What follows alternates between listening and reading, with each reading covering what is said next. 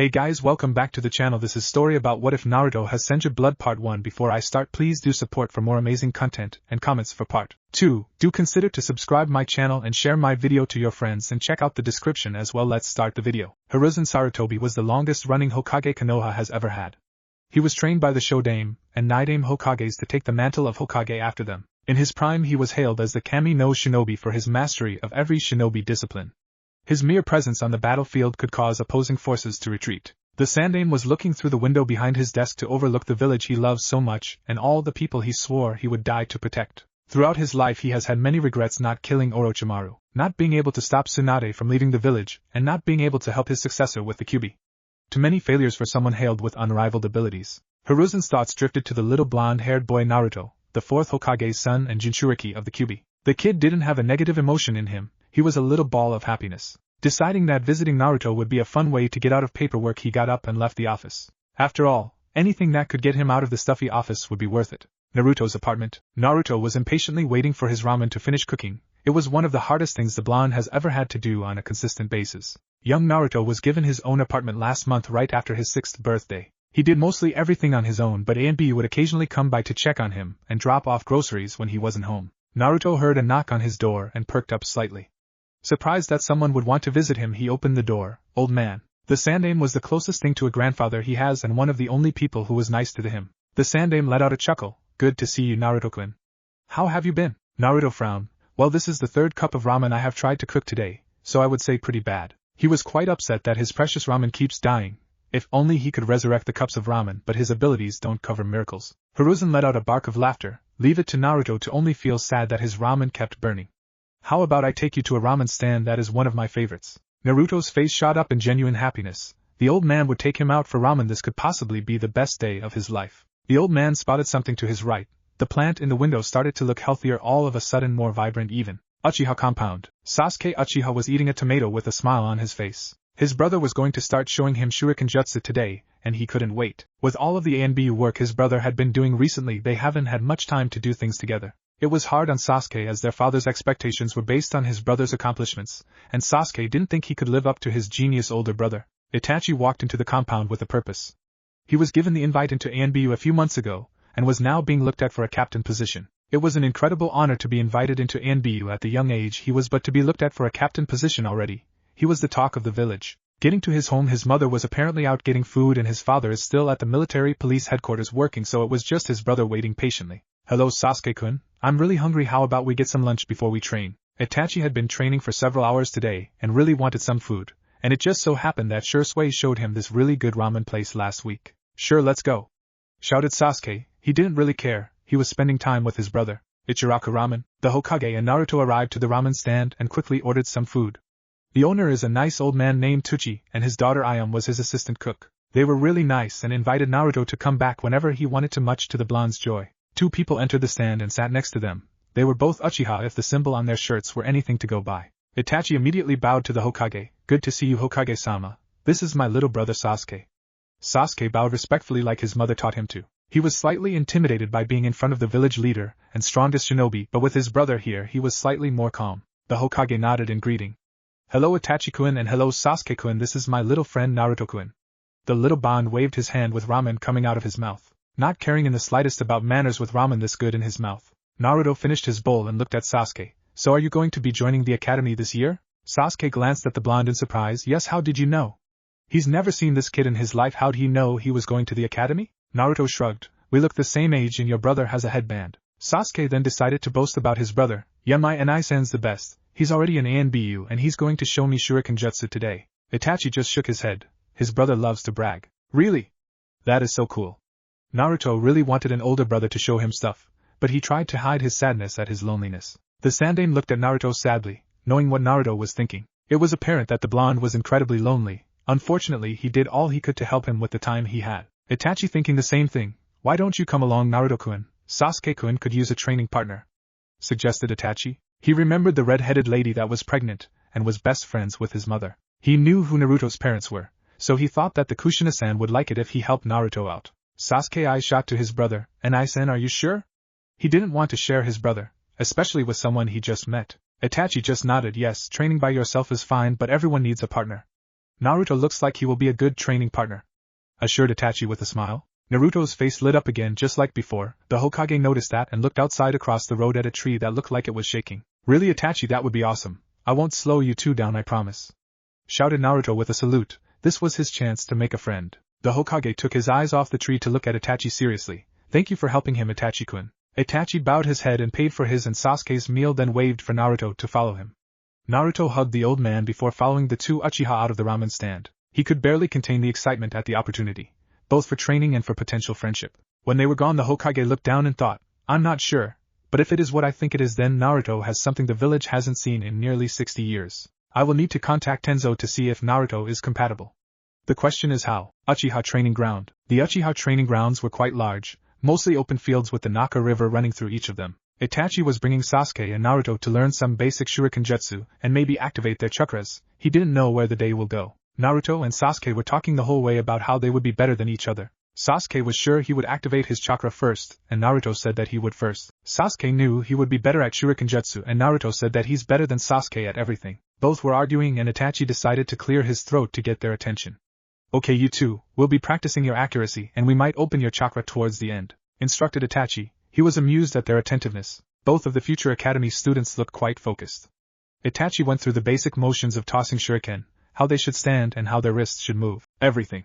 Itachi gave both of them some shuriken to try themselves and directed them to a tree to aim at. Naruto and Sasuke let all of their shuriken go at the tree at the same time. Both of them were terrible as expected. None of the shuriken stayed in the tree, and most of them missed. Naruto and Sasuke dropped their heads in disappointment.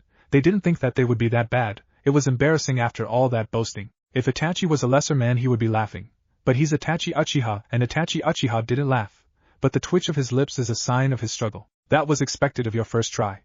Don't stop, keep practicing. That's how the afternoon went for the most part. Both Naruto and Sasuke would continue trying to hit the tree with shuriken. Itachi later decided that accessing their chakra would be a good way to end the day. He interrupted both of them, causing all the shuriken to miss, making them glare at him. Well, it's getting late. I think we should end the day with accessing both of your chakras. Both Naruto and Sasuke got determined fire in their eyes. Both looked to each other with determination. I bet I can beat you and open mine first, Sasuke. Sasuke, not one to be beaten, challenged right back. No way. I'm going to be first. Naruto and Sasuke start arguing back and forth. Then both of them started to beat on their stomachs and yell release over and over again. Itachi blinked a few times, then sweat dropped, clearing his throat, getting their attention. How is it you two think you access your chakra? Questioned Itachi. Both of the 6-year-olds looked at him confused. I thought you had to beat it out, Naruto said, and Sasuke nodded with Naruto's idea. Itachi just face-palmed. No. You need to use the ram sign and concentrate deep inside and find your chakra, then pull it out. Itachi went on to further explain the process, and the two listened with extremely focused expressions. Naruto and Sasuke looked at each other. They sit on the ground and used the hand seal Itachi showed them, then concentrated. Sasuke seemed to find it first. Itachi was surprised at the amount. It's close to genin in size already. That was unheard of for a 6-year-old. Naruto was concentrating as hard as he can. He found the pull, but when he grabbed it to pull it out, pain erupted in his skull. He could feel everything around him, and he couldn't take it so suddenly. The trees were pulsing and he could feel the wind flow through the forests. The chakra presence of everyone in the village was well within his sensing range. Itachi and Sasuke were watching with wide eyes full of worry. Naruto was grabbing his head in pain and his chakra was fluctuating wildly. Naruto was trying to make the pain stop, but it wouldn't. It was getting worse with the more chakra that came out. After a few moments, several Anbu and the Sandaime Hokage arrive after feeling the chakra all the way from the Hokage's office. Hiruzen rushed over to Naruto to see if he was okay. Itachi, what happened? Barked Hiruzen. Heads were going to roll if this was done maliciously. Itachi froze. He couldn't move but managed to point to the ground around Naruto. Nobody noticed it until Itachi pointed it out. Surrounding Naruto were several small sprouts of little trees. The Anbu around Naruto were severely shocked. The Anbu with the Inu mask and gravity-defying silver hair walked up to the little trees. Touching one of them, he felt the chakra running through it. They were pulsing with chakra and he felt like they were living entities with how much chakra was flowing through them. Naruto finally passed out from the pain and chakra exhaustion. Hiruzen looked around and made sure to eye everyone seriously. Not a word of this, any of you, till I find out for sure what this is for sure. Nobody did anything other than nod. They wanted no part of the Sandaime's wrath if they could help it. Sasuke was worried for his new friend. One second he was fine, the next he was screaming in pain. Is he going to be alright? Sasuke asked shyly. The Hokage looked really serious and he was kinda scared. The Hokage's eyes softened at the scared little kid whose friend was just writhing in pain after something that should have been fun. I'm sure he will be alright, Sasuke-kun. We have to get him to the hospital to run some tests, but I believe I know what it is. Hiruzen didn't want to say until he is absolutely sure about it. But he was 99% sure that the village just got its second Mokuton user. Konoha Hospital. The Hokage didn't go to the front desk and demand a doctor, no, he ran to the second floor and went to his most trusted doctor. She is the only person he trusted with Naruto's healthcare. Rei Hanako was a Mednin who served in the Third Shinobi War as a Chunin until she dedicated all of her time to healing. She was enjoying her afternoon tea when her door burst open and her Hokage came in with an unconscious blonde in his arms. Fearing the worst, she ran over with glowing palms and checked the little blonde over. After a minute of searching, she looked up with a flown. Hokage-sama, he only has chakra exhaustion, nothing too serious, he should be fine in a few days, muttered Rei, wondering why the Hokage would overreact over something that he should know about. It was good to hear Naruto would be fine, but he already knew that. I know that, but I want you to run some tests on Naruto-kun, as well as his mother. Rei's eyes widened. What the hell was going on? What kind of tests do you need me to run, Hokage-sama? She was certainly confused. She knew Kushina and knew that Naruto was her son. Hell, he was like a clone of Minato. Hiruzen's face became serious. Compare their blood to Hashirama Senju. Naruto-kun here activated his chakra today. Something happened and I want to confirm if it is just a mutation or a Kekkai Genkai. Rei understood what he was talking about and looked at Naruto with wonder. He might have the Shodaime Hokage's Kekkai Genkai? Okay, Hokage-sama. I will set up a room and perform the necessary tests for Naruto-kun and contact you when I'm done. The Hokage nodded while setting Naruto down on the couch in the office and left to go to his own office. He needed to contact Jiraiya, maybe even her. Somewhere in Hi-no-Kuni, for the past 6 years since his student's death, Jiraiya has thrown himself into his work. He wanted to get the thought of his student out of his head, and the self-hatred for not being there to help him. He promised Minato that he would look after Naruto, but he could bring himself to stay in the village after what happened. What was worse was the man he considered a son had his face carved into the mountain, and to Jiraiya it was like he was being judged the whole time he was there. A small toad popped next to him with a scroll in its hand. Jiraiya took it, and with a bow the toad left. Reading through the scroll before his eyes went wide and he choked in shock. I need to go back to the village. Sensei might need help dealing with this. The political struggle between the elders and Danzo to get Naruto under their thumb will be a lot for the old man to handle alone. Gathering himself before taking off in a speed that only an S-rank ninja could even hope to have towards the village to see his godson. Maybe this was his chance to make up for lost time. Somewhere else in Hi-no-Kuni, Tsunade and Shizen were walking toward the next town for them to stay at and for Tsunade to gamble and get drunk. Tsunade has been drinking her sorrows away for years since Dan and Iwaki died. Since that day she has been haunted by their deaths. Tsunade was about to tell Shizen they should pick up the pace when a slug popped up in front of her. Surprised that her summons would contact her, she bent down and saw a scroll. Rolling her eyes that someone from that hellhole was contacting her, she opened the scroll and started froze at what the scroll said. She has someone left. She has a piece of her family that was still alive. She looked over to a Shizen. Shizen, we're going to Konoha. There is someone there that we need to meet. Shizen couldn't believe what she was hearing. Her master wanted to go back home on her own volition. Taking the scroll from Tsunade and reading it over, she began to understand. There was a piece of her family that has emerged and Tsunade wasn't going to let them die like the others. Nodding to her master, they ran off toward the village at high speeds. 2 days later, Konoha Hospital, Rei's office. For the past 2 days Rei has been running tests on Naruto's blood and testing it on some of the DNA Hashirama left behind in their records. All ninjas since the Shodaime Hokage established the hospital were required to have some blood on file so they can identify someone by their DNA if the body was too far gone. It made it so families would have closure and would know for sure that their loved one was truly gone rather than wondering. Rei found that Kushina had in fact been a descendant of Hashirama Senju somehow. That shocked Rei. Her friend was related to one of, if not the most powerful shinobi in history. Naruto's blood, however, was a match for Hashirama, but there was something in both of their DNA that was similar to each other.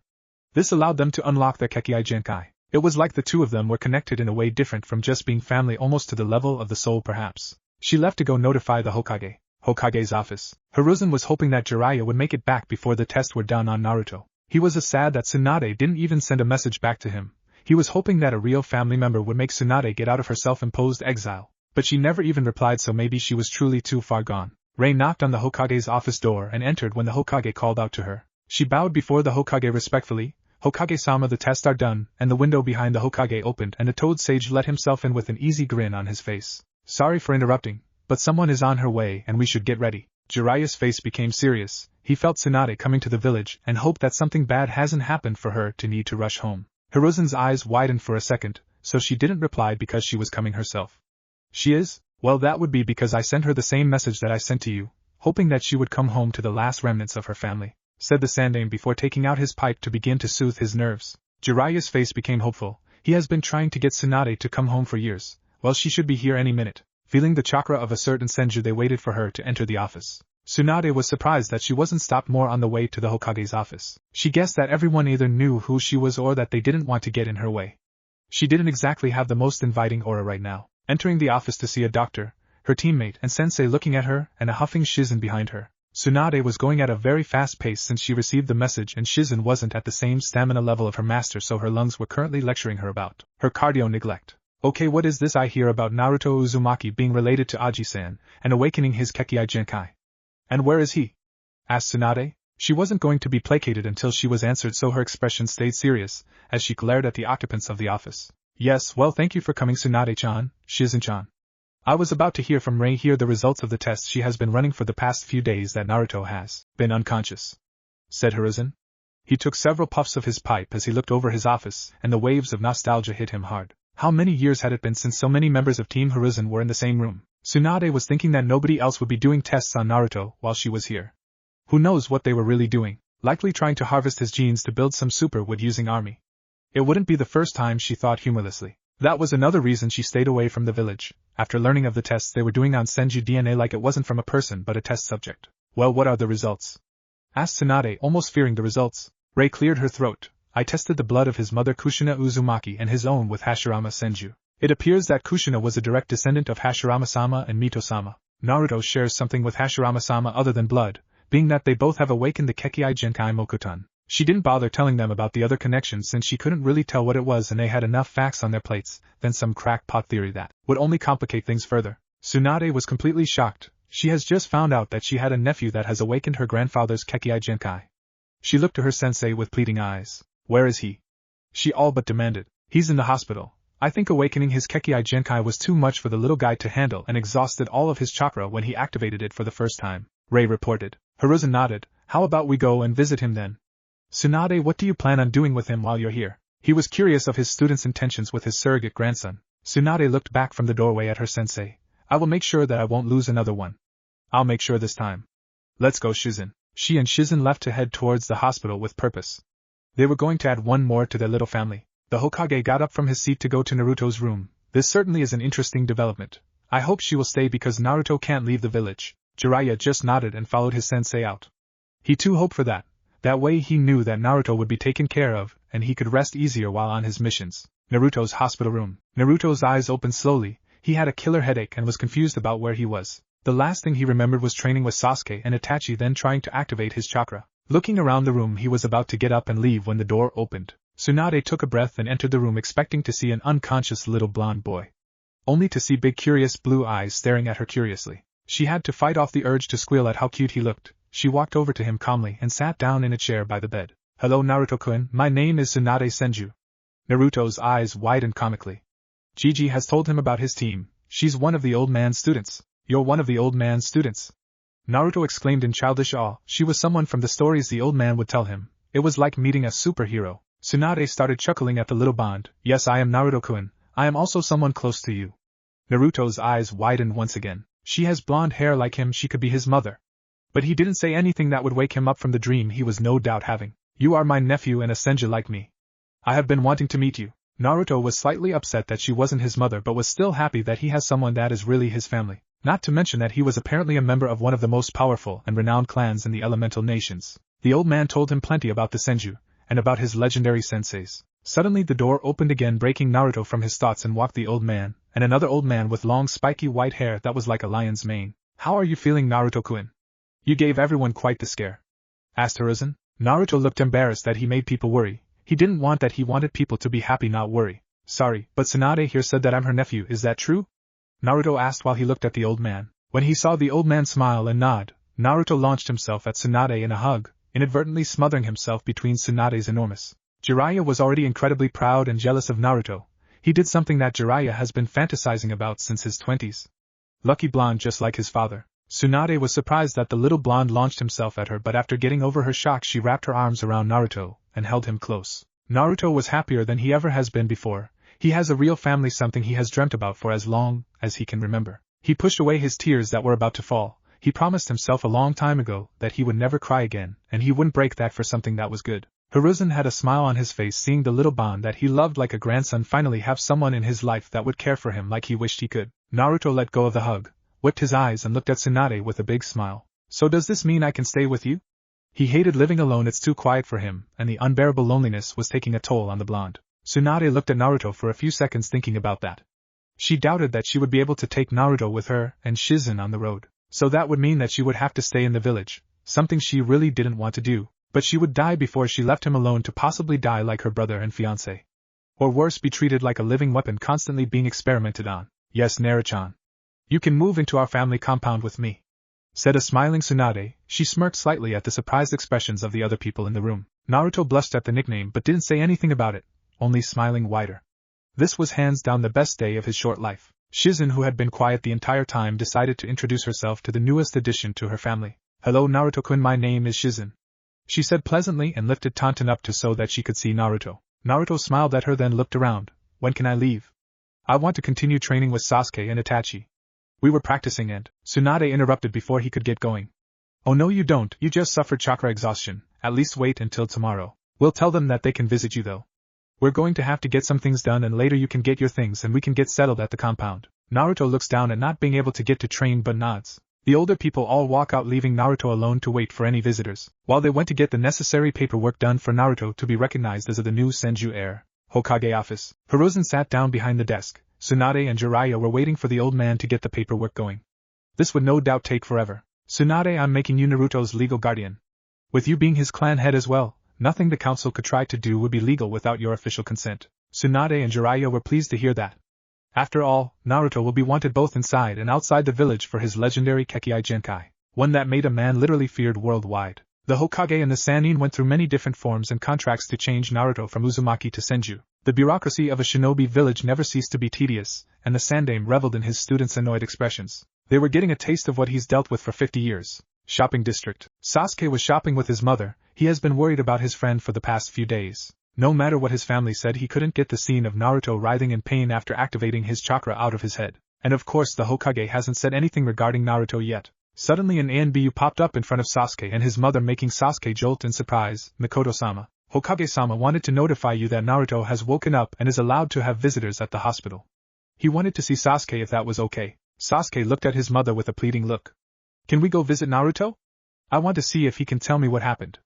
Mikoto smiled at her little boy and nodded her head. Naruto's hospital room. Naruto was really bored. He wanted to continue training or at least go and visit his first friend.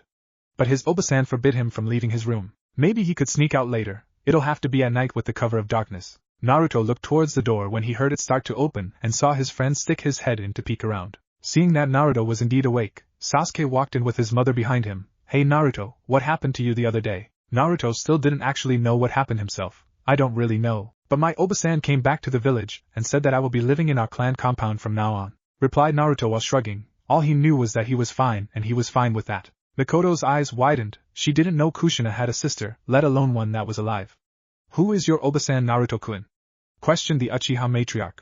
Tsunade Senju. She said that I'm related to her and a member of the Senju clan, announced Naruto with an ecstatic expression. Mikoto and Sasuke were shocked that the little blonde was related to the slug Sannin and a member of the Senju clan. That was certainly unexpected. Well, Naruto, don't think that you're going to be better than me. You may be a Senju, but I'm an Uchiha and we're the best. Sasuke didn't know why, but he felt compelled to say that. Naruto got a fire in his eyes after hearing that. No way. When Obasan lets me start training again, I will kick your butt and I will totally beat you in the academy when we start. That's how the afternoon went for both of them. Naruto and Sasuke arguing back and forth about who would be better than the other, with a sighing Mikoto listening along the whole time. 2 weeks later, Senju compound, head family house. Naruto was in his new bedroom of his new house. He was getting dressed in his new outfit. It was a gray zip-up short-sleeve shirt with the Senju clan emblem on the back and dark blue pants with the bottoms taped off into his shinobi sandals. It was simple but sharp and Naruto really liked it, even though his Obasan refused to allow him to wear any orange. It was totally a shinobi color. The past 2 weeks were interesting in his opinion. His Obasan made a very strong argument to the elders for them to politely fuck off from her nephew. The Hokage announced to the village that not only did Tsunade return to the village, but that Naruto was now the heir to the Senju clan. Most didn't believe that the Jinchuriki was a Senju until the Hokage gave proof, and now everyone was starting to love the fact that one of the founding clans has a new heir and that it hopefully wouldn't die out. The Hyuga and the Uchiha were the most upset. The Hyugas were upset because now there was a third clan that could rival them in power and prestige. The Uchiha were mad because their rivals were making a comeback and they liked not having to deal with the hard-headed Senju, especially with clan-village relations becoming more and more strained since the Kyuubi attack. If it got any worse, actions were going to be taken. Naruto walked into the kitchen where one of Naruto's favorite people was making breakfast. Shizen had become Naruto's honorary big sister a day after moving in. "Nei-chan, where is Oba-san?" Normally Tsunade was awake already. Shizen looked back from the kitchen. "She's getting ready. Don't worry, she'll take you for your first day at the academy." Naruto smiled happily and started to eat his breakfast. Tsunade was getting dressed. She was wearing the same clothes she usually wore, only having the Senju clan emblem on her green jacket under the kanji for gamble. She was now the head of the clan, not the last surviving member she would have to represent. Today was Naruto's first day at the academy. He has been extremely excited for the past 2 weeks. His training with Sasuke has gotten much more competitive since finding out about his family. Sasuke would get better at Shuriken Jutsu and Naruto would train in it harder. Naruto would be better in Taijutsu and Sasuke would train in it harder. Sasuke's father loved that his second son was pushing himself so hard to be better than the Senju, and Tsunade would just sigh that Naruto would train almost every day. Tsunade walked downstairs to the dining room. "Are you ready for your first day, Naru-chan?" Naruto looked up from his food with a smile and nodded several times. "Of course, Oba-san. I can't wait." He's almost vibrating with excitement. This was another chance to make friends and he was ready. "Well, let's get going, we don't want to be late, right?" Naruto nodded his head and ran to put his plate in the kitchen. He gave his Nei-chan hug and ran out the door, grabbing Tsunade's hand on the way out. Academy entrance. Naruto and Tsunade were walking together to the academy. With the young henge and the matching blonde hair, some could and have confused them as mother and son. Naruto was looking around at all the new students with their families dropping them off. He was ready, he was going to be the best and he was going to have all the friends. Naruto was looking for Sasuke though. After spotting him with his mother and brother he ran over. "Hey Sasuke. You ready?" Sasuke looked over to the familiar voice with a smirk. "Of course I am, I have to be better than you after all," challenged Sasuke with a smirk. While Naruto and Sasuke were arguing back and forth, Itachi looked Naruto over. "He must not have been told yet. I can't wait until he becomes stronger. It will be very interesting to test myself against the fabled Mokuton." He was told by the Hokage not to mention it to anyone till it was made public knowledge. They would most likely wait until Naruto had control over his abilities first, and he was strong enough to defend himself. Naruto and Sasuke were interrupted from arguing when both of them had their ears pulled. "Will you two cut it out, you're going to be late to class. Everyone has already started to go in," Tsunade said while Mikoto was berating her son at the same time. Both of them rubbed their ears and apologized before running inside waving to their families. Classroom 139. Iruka is looking over his first class. This is a class full of most of the clan heirs. Most important are the Senju and Uchiha members. Those are legendary clans who founded the village after all. "No pressure. Welcome to the academy. My name is Iruka Umino and I will be your sensei for the duration of your time here." It has been 2 years since the beginning of the academy. Naruto was now 8 years old. Naruto and Sasuke were back and forth for the top spot in the academy. They trained with each other almost every day, and were steadily pulling ahead of the other students. Naruto was told about his Kekkei Genkai, and that he needed to keep it a secret until he could control it. Which was harder than he thought. It required mastery of Suiton and Doton then to use them simultaneously. Not something an 8-year-old could do. Naruto has been training with Tsunade and Shizen for his chakra control. He learned that Hashirama was the greatest medic that ever lived. When Naruto asked his Oba-san if she surpassed him, she said that it would be like comparing Shizen to herself, so no. Naruto took it upon himself to be the one to surpass his ancestor. Since he inherited the Mokuton, he might as well surpass him at everything. Tsunade loved that Naruto wanted to be a medic and was giving him chakra control training and books to read, so when he was ready she could start the medical ninjutsu training. Naruto also started to read the forest-style taijutsu scroll. It was written by Hashirama to use in conjunction with the forest he was in or one he created. So Naruto thought it was appropriate to learn since he was the only one who could make a forest in any location. Apparently Tsunade wasn't the first one to use chakra-enhanced strikes. Hashirama used them as well, but only for finishing blows, not every punch, and not to the extent of Tsunade. Ninjutsu-wise, he was learning Suiton to counter Sasuke's Katan. He managed to learn the Suiton no Jutsu, water release, water bullet technique. It was a very adaptable jutsu that he could use to counter the Uchiha fireball jutsu very effectively. Sasuke was training with his father as much as he could manage himself. He managed to master the Katan, Gokaku no Jutsu, fire release, grand fireball technique, and was improving his Shuriken Jutsu every day. The Uchiha Taijutsu was coming along, but without the Sharingan he couldn't use it to full capacity. Itachi showed Sasuke different Shuriken Jutsu that helped him stay at the top of the class in accuracy, but he was losing in Taijutsu and was tied in Nin and Genjutsu with Naruto. A very productive 2 years. Until tonight, the night it all would change for Sasuke. He was training with Naruto and was resting until he noticed that he was really late, and his mother was probably worried about him. Arriving to the Uchiha compound, it looked empty. It lacked any light or warmth he was used to when he got home. Running to his house, he noticed that all the lights were off and that he heard something collapse upstairs. Sasuke ran up to see what the noise was. Sasuke opened the door to find both of his parents dead with his Enai-san behind them. Enai-san. What happened? Why are they dead? What's going on? Sasuke didn't like the look in Itachi's eyes. I killed them all.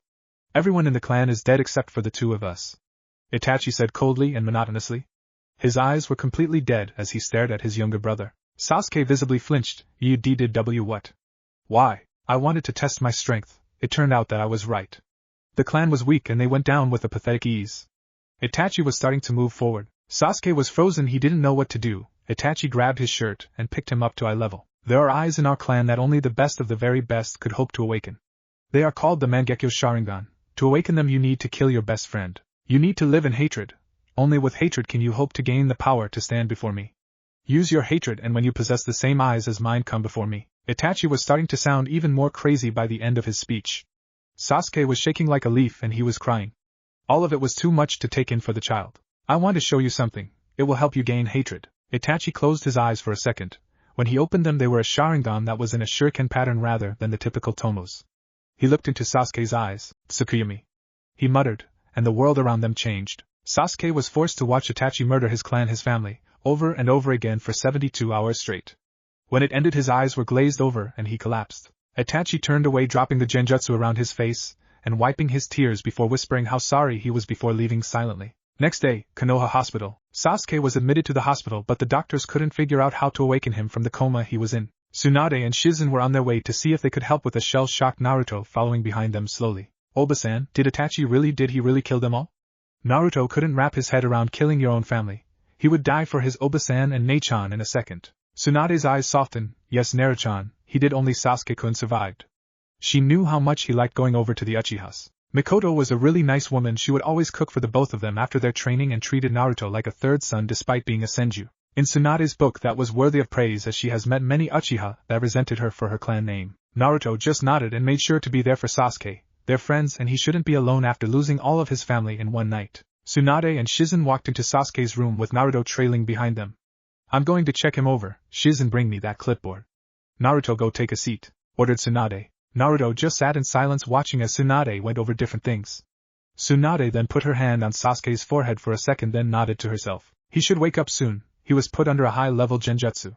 He's very lucky there wasn't more damage, said Tsunade. Naruto got up and walked over to the side of the bed when Sasuke started to stir. Sasuke's vision was blurry, and he made out two blonde shapes over his head before his vision cleared and it noticed that it was Naruto and Tsunade. Happy as he was to see that he was alive, he was slowly remembering who wasn't living any longer and who was responsible. Glad you woke up, man, you gave everyone quite the scare, Naruto said. He was trying to see if there was any different after the jutsu, but he couldn't tell by looking at him. Sasuke groaned in pain. Did they catch him?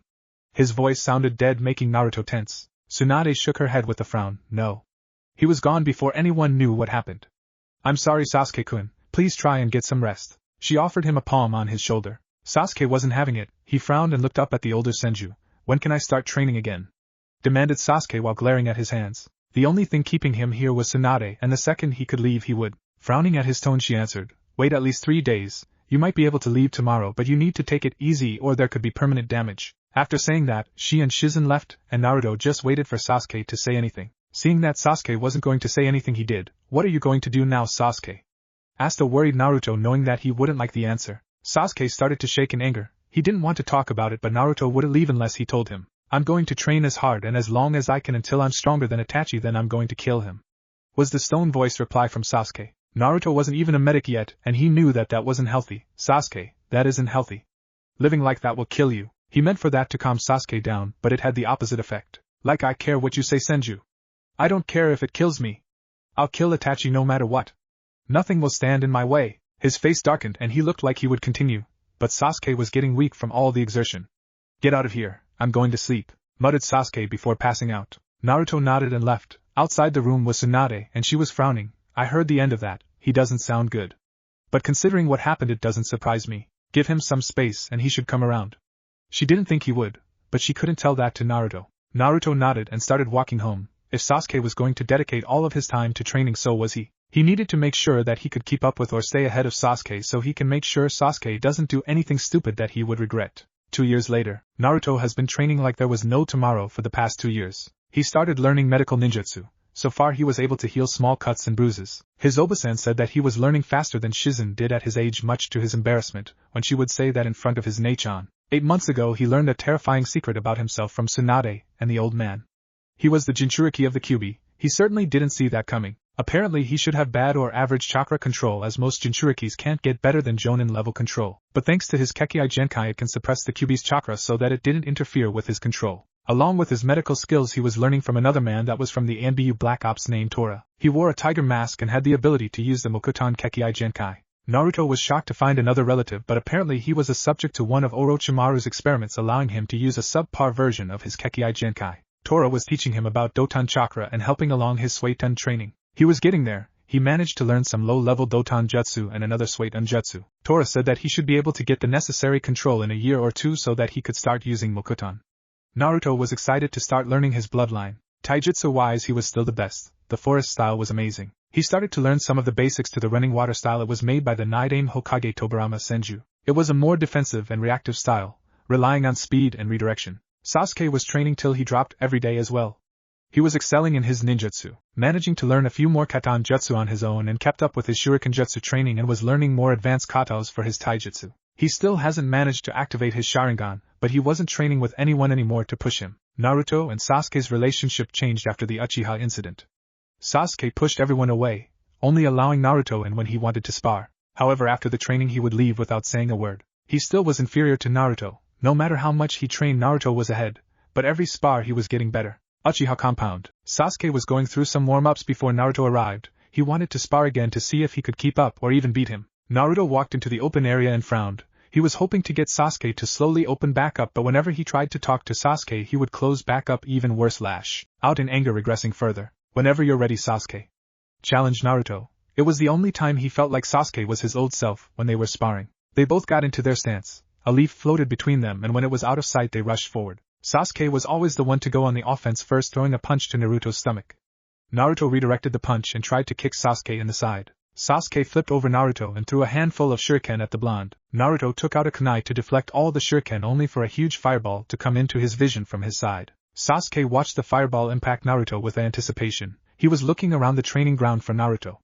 The blonde shot up from under him and grabbed his ankles. Sasuke was waiting for this to happen and jumped away while flying through hand seals. Naruto went through 3 seals quicker, however. Suiton no Jutsu, water release, water bullet technique. Naruto released a torrent of water at Sasuke, who was nailed in the chest by the powerful blast of liquid. Naruto blurred over to Sasuke, who was tumbling back from the onslaught of the Suiton Jutsu. Sasuke shook his head from the tumble and looked up to see a kunai pointed at his throat. I give, grumbled Sasuke. Naruto smiled. That was good. Want to get some lunch, Sasuke? My treat. Naruto always offered food even if he was beaten. He wanted his friend to get out of his depression and was willing to be shot down 100 times if it meant he would succeed. On the 101st, Sasuke looked at Naruto for a second before shrugging and led a surprised Naruto out of the compound to the only place they, Naruto, like to eat, Ichiraku ramen. After ordering their food, Naruto looked over at Sasuke. I'm glad that you came with me, smiled Naruto. He was slowly chipping away at the cold exterior of his best friend. Sasuke just grunted. He wanted to eat, and Naruto was one of the few people he could tolerate. Most would either tell them how sorry they were or treated him like some fragile piece of glass. Out of all the people his age, Naruto was the only person he respected and most of the time the person he hated the most. Naruto was the one to constantly remind him that he wasn't strong enough to go after Itachi during their spars.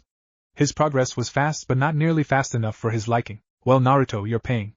Naruto just nodded with a smile. He didn't want to push Sasuke to talk more than he felt he should or make him angry by trying to be there for him for anything. It was progress overall. Naruto and Sasuke just ate and went their separate ways with no more words. None were needed between them. Senju compound. Naruto arrived to his usual training ground in his family's compound. He was going through his taijutsu stances when he noticed that Tsunade was there looking at him with a glint in her eye. Well, Naruto-chan, how about we get some work in?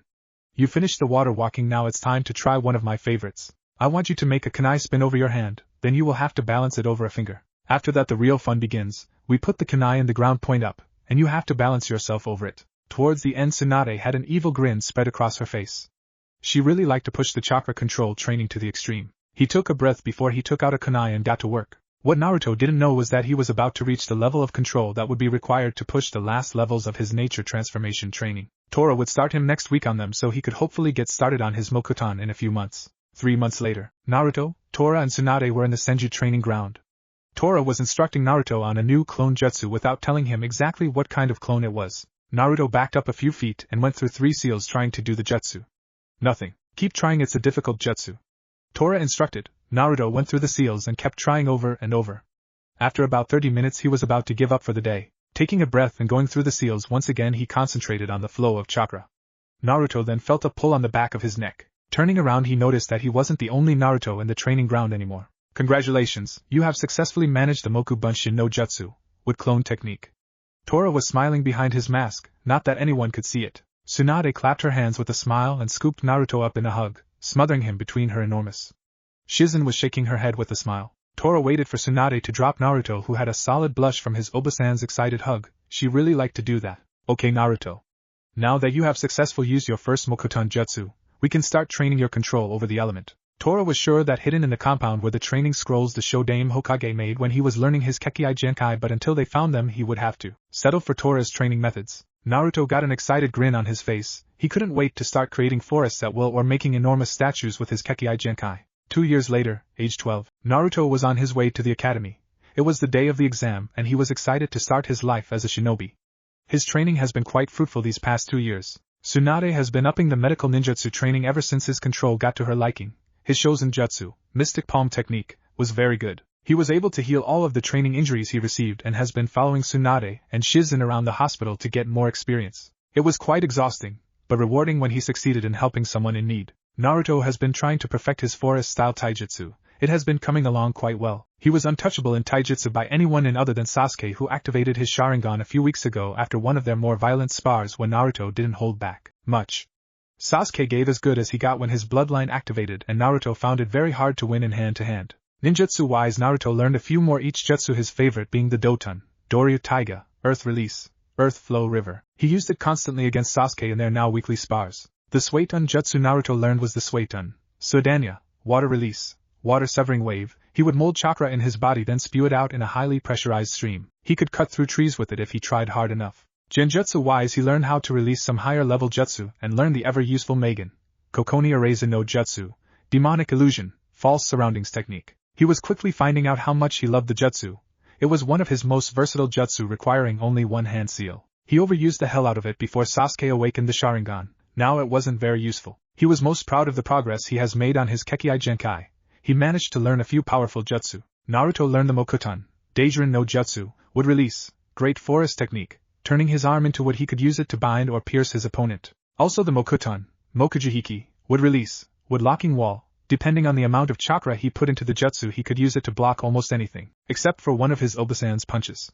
He didn't have the skill with his Kekkai Genkai to block such devastating strikes. But his now favorite jutsu, the Mokuton, Jukai Koten, Would Release, Nativity of the Sea of Trees. It was a jutsu that could create a forest on any surface. He could make the smallest plant into an enormous tree in a matter of moments. His sensei Tora didn't even know the jutsu, nor did he teach it to the blonde. Naruto was training and found the scroll inside one of the trees in the compound. It told him that only someone that had the Mokuton Kekkai Genkai could find the scroll. When he tried to show the jutsu to his sensei, he could use it since it required such a strong life force that Tora wasn't born with. Entering the classroom for hopefully the last time, he took his seat and waited. He was always the first one here. I wonder who I will get on my team? I'll be the rookie of the year by such a small margin, so I will get the top kunoichi, who I think might be Ino or Sakura, not sure. I hope I get someone cool on my team like Shikamaru or Kiba. He was broken from his thoughts when Kiba jumped up to the seat next to him with Akamaru in his jacket. Sup Naruto? Akamaru barked right after to say hello. Hey Kiba, Akamaru. Where are you in the placements? You're at the bottom, right? Asked Naruto. It wasn't an insult. Naruto actually looked hopeful. Kiba just shook his head. No, I'm more towards the middle. He didn't like the academy. All he really did was make sure he didn't fail but excelled in taijutsu and physical workouts. Naruto nodded, he thought so. Suddenly 2 girls burst into the room, one with blonde hair and the other with pink hair. First, they both yelled at the same time. Ino and Sakura were rivals at the academy. Ino Yamanaka was Sakura's first friend when she was made fun of for her overly large forehead. But after they got to the academy, they both fell in love with Sasuke and the friendship ended and the rivalry started. Ino looked around the room and noticed that Naruto had an open seat next to him. She ran up and sat next to him. Hello Naruto-kun, are you ready for the graduation test today? She asked while smiling at the blonde. Naruto had been the subject of her affection since the second year of the academy when he sat next to her, and was always happy to talk to her, which was way more than any other cute boy did. Sakura was fighting her way to sit next to Sasuke. She pushed away some other civilian boy on the seat and looked at Sasuke happily. Hi Sasuke-kun. I'm gonna sit here if that's okay. Sasuke didn't respond, he just looked at her for a second before grunting. Iruka walked in and after yelling at everyone to settle down, he cleared his throat. Okay, the final for the graduation will be the Bunshin no Jutsu, clone technique. After he told them that, he walked into the other room and called out the first name on the list. Naruto was watching people walk into the examination room one after another. "What are you going to do to celebrate passing, Naruto-kun?" asked Ino. She was hoping that he would ask her to go to dinner after the test, but she wasn't as delusional as people thought. "I'm not sure. I think Tsunade Oba-san will want to do something, but she hasn't told me anything, neither has my Nei-chan." Ino nodded. She has wanted to meet Tsunade of the Sannin since she heard of her. She was like the kunoichi every girl wanted to be. Naruto got up and walked over to Sasuke after excusing himself from Ino. "Hey, what are you doing after the test?" "I'm going to train Senju. How about it? Want to have a little dance after class?" After Naruto used his Kekkai Genkai in one of their spars, he only really called him Senju in public, only calling him Naruto during their fights. Even then it didn't happen that much. Naruto got a look in his eye that was more anticipation than anything else. "Oh. You want to have a spar, Sasuke?" "Yes, that would be fun. Meet me at the Senju training ground later. I want you where my medical supplies are so I can heal you afterwards." Naruto always got a thrill when fighting Sasuke. He loved every second of it. He suspected Sasuke did as well, considering he always came back for more. Hokage's office. All the Jonin and the Sandaime Hokage were huddled around the seeing orb on the Hokage's desk. "So those are the heirs to the Senju and the Uchiha clans," a woman in red bandages and vines said, observing them. "Yes, that is Naruto-kun and Sasuke-kun. They are both incredibly talented," the Hokage said after taking a puff from his pipe. "Senju Naruto," a silver-haired Jonin thought to himself, looking over the blonde who was looking like he was about to break out in a fight with the Uchiha. "As you can see, Naruto-kun and Sasuke-kun have their family's rivalry. With Naruto being at the top, my plan for having them both together had to be changed since it would be unbalanced." The Hokage continued to watch until the rest were called to take the test, answering any of the Jonin's questions when they came up. Testing room. Naruto walked into the room and saw that Iruka-sensei and Mizuki-sensei were sitting behind a desk with a bunch of headbands on it. "Okay, Naruto, please perform the Bunshin no Jutsu, clone technique," Iruka instructed. Naruto nodded and went through the seals. A perfect clone puffed next to him. Both of the instructors nodded. "Congratulations, Naruto, you pass. Come and take your headband." Naruto couldn't keep the grin off his face, taking the headband and tying it around his forehead before walking out of the room. Everyone missed the dark look that passed over Mizuki's face. Naruto walked back into the classroom with his headband on. Ino smiled at him happily. "Amazing, Naruto, but it was kind of expected, right? You are at the top after all." Naruto smiled at her. "Same can be said to you. Good luck, Ino." "Do you want me to wait for you?" asked Naruto. Ino's face lit up after hearing that. "Sure, Naruto-kun, we can get some lunch afterwards to celebrate." Naruto nodded, watching her walk off before Kiba walked up to him, headband tied proudly around his forehead. "Nice man. So what are you going to do now?" "I'm going to go to lunch with Ino. Want to come?" asked Naruto. He clearly didn't get the reason Ino was so excited to go to lunch, but Kiba had a grin on his face. "No, I'm going to celebrate with my mom and sis." "Enjoy." Kiba's sly comment went over the blonde's head. Naruto just shrugged. When he saw a happy Ino with a headband tied around her waist, he walked up to her. "Good job, Ino. Let's go get some lunch." Ino and Naruto walked out of the academy to see parents congratulating their children who passed. Naruto and Ino walked through and noticed that Tsunade and Shizen were waiting. "Oba-san, Nei-chan!" shouted Naruto, waving at them to get their attention. Tsunade and Shizen walked over to their little blonde. Shizen got an evil look in her eye when she noticed Ino. Tsunade was giving another smothering hug to Naruto, much to his embarrassment. Neither of them noticing all the jealous looks Naruto was getting, or the angry looks the wives were giving the men who were starring. When she let Naruto down, she gave him a kiss on the forehead. Naruto's face went beet red in embarrassment, making Tsunade chuckle. Shizen decided to interrupt at that point. "Congratulations, Naruto-kun. Who is this cutie? Is she your girlfriend?" Noticing the blush that appeared on Naruto's face and hopeful look that Ino was trying to hold back, she smirked even more. "No, Nei-chan, we are friends. We're going to get some lunch. Do you guys want to come?" Tsunade looked like she was going to accept, only for Shizen to stop her. "Go ahead, Naruto-kun, I'm sure you and Ino-chan will have a good time." Tsunade frowned but then smirked when she understood what Shizen was trying to do. While Naruto and Ino were walking off, someone shouted from behind them. "Ino-hime!" They both stopped and turned around. Running up was an older male version of Ino. Naruto noted that he was from the original Ino Shikacho team, and must be her father. "Daddy?" Ino was scooped up into a big hug from her father. "Congratulations, Haim." "Who are you and what are you doing with Ino?" glared Inoichi. He didn't want any boy near his daughter, much less a boy her age. Naruto didn't know why, but he was suddenly very nervous. "I'm Naruto Senju, Yamanaka-sama." Bowing politely like his Nei-chan taught him. Tsunade didn't care if he had manners herself, but Shizen was adamant in that he wouldn't behave like her master. Inoichi was eyeing the kid seriously, as if having a mental debate. "I'm Inoichi Yamanaka, where are you two going?" He wanted to know if he was going to have to destroy the mind of a young Senju or not. Ino decided that enough was enough at that point. "Daddy? We are going to lunch. I'll be home right after, I promise." Inoichi immediately stopped and looked at his princess before nodding. Eyeing Naruto one last time before leaving in a swirl of leaves. "Sorry, Naruto-kun, where do you want to go?" Naruto just grinned and took her by the hand before running off. Ichiraku ramen? Naruto ordered his food, then looked at Ino expectantly. I will have one chicken ramen. Naruto looked at her with a frown. You should have gotten the large. Trust me, this is the best food in the village, assured Naruto. I can't eat that much of this stuff, it's really bad for you, scoffed Ino. Ramen was mostly salt. That was the best meal for a girl hoping to keep her figure. Don't worry, you won't get a bad figure. My Obasan eats here with me all the time and you see how she looks. She is still probably the most beautiful kunoichi alive right now. Tsunade may be his aunt, but Naruto loved and treated her like she was his mother.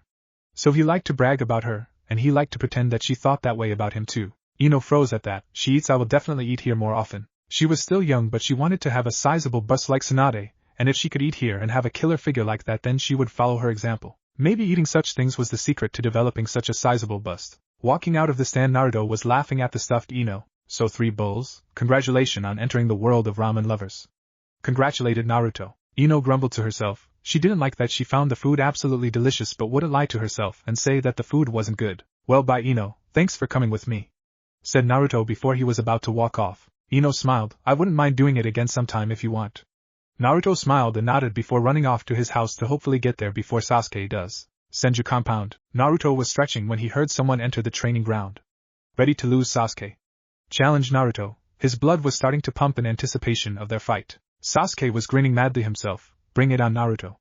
Both of them got into a stance. Naruto decided to start it off, charging in at close to top speed, becoming a blur and going for a kick. Sasuke, who activated his Sharingan, noticed the kick and leaned back and landed a lightning-fast punch on Naruto. Rearing back from the punch before engaging at a faster pace, knowing that Sasuke would have trouble keeping up at this level, he went on the offense. They both engaged in a blur of punches and kicks, neither getting too many hits in on the other but not coming out unscathed either. Over to the side of the training ground, Tsunade was watching the spar with a frown. She hated when they fought nowadays. They always took it too far, and while she trusts Naruto, sometimes he would get carried away and stop holding back and fight with intent to kill. Both of the boys were far too excited by combat that she was worried that it wasn't healthy. Back in the fight, Sasuke tossed half a dozen shuriken at Naruto for him to jump back and to make some seals to use the Mokuton, Mokujihiki, wood release, wood locking wall, to block the fireball that was approaching him. Naruto went through some more seals and shot a high-pressure stream of water through the wood at Sasuke, who managed to avoid most of the jutsu before jumping back from the tendrils of wood coming from the ground. Sasuke watched as wood beams started to converge on him while going through seals, Katan,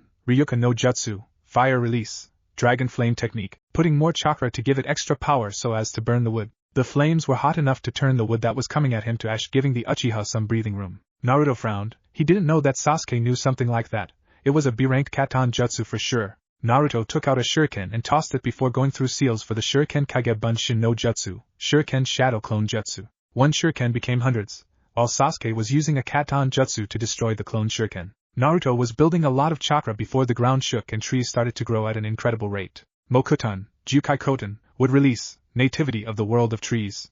Always an impressive jutsu no matter when I use it, thought Naruto with a grin. This was his ultimate jutsu. Sasuke was having different thoughts, however. When the hell did he get a jutsu on this ridiculous of a level? He was trying to dodge the trees that were trying to bind him, while the trees were cornering Sasuke. Naruto was jumping around the trees trying to get towards the top, charging his fist with chakra. Sasuke was grabbed by the ankle and it was over. Sasuke was wrapped by the trees in a second. Naruto was above him preparing his final attack. Noticing that Sasuke was trapped, he jumped at him and slammed his fist into Sasuke, breaking him out of the trees and causing him to crash onto the ground, creating a small crater. Naruto landed next to him and put both of his hands on the ground and took back in the chakra from his jutsu, and making the trees go back into the ground. Looking back over to Sasuke, he placed a glowing green hand on his chest and started to numb him. He went too far with that punch. Luckily he didn't put too much into it, but he didn't like to use chakra-enhanced strength in his spars. Tsunade walked up with a frown on her face. A little overboard, don't you think? Naruto nodded absently. He was still focusing on Sasuke. Sasuke groaned and opened his eyes. When did you learn that jutsu, Naruto? Sasuke has only read about that jutsu, never thinking that Naruto was capable of using it. It was said to be the jutsu that created the forests around their village during its conception. Naruto grinned. I learned it a bit ago, but it wasn't ready to use against you yet. I hope you start training even harder now or you won't catch up, Sasuke-chan, teased Naruto, making Sasuke growl. He hated being reminded, but it wasn't like he wasn't thinking it himself. Thanks for the spar, I'm going to head home. See you at the academy tomorrow for team placements, Sasuke said before he jumped off to head home before Naruto could say anything, making the blonde frown. I wish he would open up more. I hate what Itachi did to him, muttered Naruto. Tsunade just frowned in response, deciding to lighten the mood. Come on, Naruto-chan, go get cleaned up so we can eat whatever Shizen made to celebrate. Naruto smiled before running off to get cleaned up. Shizen was the best cook. Next day, academy classroom. Naruto was waiting for Iruka to walk and he was running late, which wasn't like the scarred Chunin. The door opened and Iruka walked in with a few bandages on but fine otherwise. Okay, settle down. You're now shinobi of Konoha. I don't want you all to think that you'll achieve your dreams or that all of you will live long enough to even try to achieve your dreams. Right now you are only genin, bottom of the food chain, but with hard work I'm sure that you will climb the ranks. Now for the team's placements. Naruto wasn't paying attention after that. Team 7 will be Sasuke Uchiha. Naruto started to listen, interested in who will be with Sasuke. Sakura Haruno. Sakura jumped up and cheered at all the groaning fellow fangirls. And Choji Akimichi. Team 8 will be Hinata Hyuga, Shino Aburame and Kiba Inuzuka. All of them were fine with the placements of the team. Neither of them had any problem with the other. Team 9 is still going and Team 10 is Naruto Senju. Ino Yamanaka and Ino was holding herself back from cheering. That would be lame to do right in front of Naruto. Shikamaru. Nara, your senseis will be here any minute now. Iruka walked out of the room leaving the students to wait for their senseis. Naruto and Ino walked over to Shikamaru. Hey! Looks like we're going to be on the same team. Shikamaru started Naruto with a smile. Shikamaru yawned and looked at the two blondes in front of him. Troublesome. Yeah, looks like it. Naruto. Right as Shikamaru said that, the doors slid open and two jonin walked in. One was a grinning woman with purple hair and a pineapple-like ponytail and a light brown trench coat. The male jonin was in the standard jonin attire with a black short-sleeved shirt instead of the long-sleeved blue shirt that was normal. Team 8, come with me, the woman said. Team 10, let's go, the male jonin said. Naruto, Ino and Shikamaru followed silently until they noticed that they were in a barbecue restaurant. The jonin led them to a booth. Then, well, have a seat. Why don't we start off with an introduction? Names, likes, dislikes, goals, hobbies, whatever you like. The three of them nodded quietly. Why don't you go first, sensei?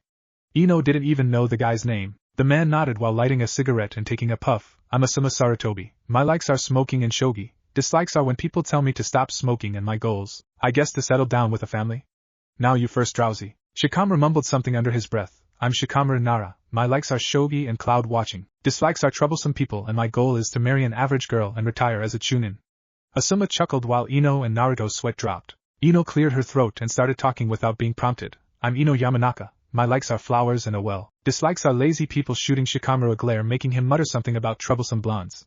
Goals are to surpass my father's skills with our clan's jutsu. Finished Ino, nodding her head happy with her introduction. Asuma gestured to Naruto. I'm Naruto Senju.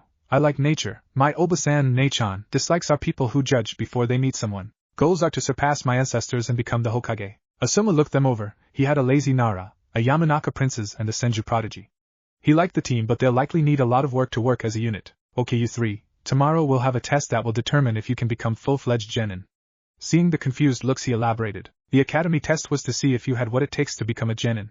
Meet me at training ground 10 tomorrow at 8 o'clock. All of them ate the meal and left to go home to prepare for the test tomorrow. Senju compound, training fields. Naruto was working on his control over his Mokuton. He was making trees and trying to control more than one branch at a time with better precision. He decided to mold chakra into the tree to his right, but instead of it moving, it started to shake slightly and fight him for control. Naruto stopped what he was doing and looked over at the tree, walking up to it and putting his hand on it to feel the core. There was chakra already flowing through it, not his nor Tora Sensei's, but it was familiar for some reason. Making the snake seal and concentrating on the tree, Naruto started to mold chakra to overpower the dormant chakra in the tree. His chakra levels were slowly rising higher and higher. Hokage's office. Tsunade and the Hokage were discussing the matter of whether or not Naruto should be allowed to use his Kekkai Genkai in the field now that he was a genin. What I'm saying, sensei, is the Mokuton is his greatest weapon right now, and it is his birthright to use. Not to mention the last Uchiha. Since he's the last user of his family's Kekkai Genkai, should he not be allowed to use his Sharingan? Tsunade made an excellent point. Sasuke was going to be sought after for his now endangered Kekkai Genkai,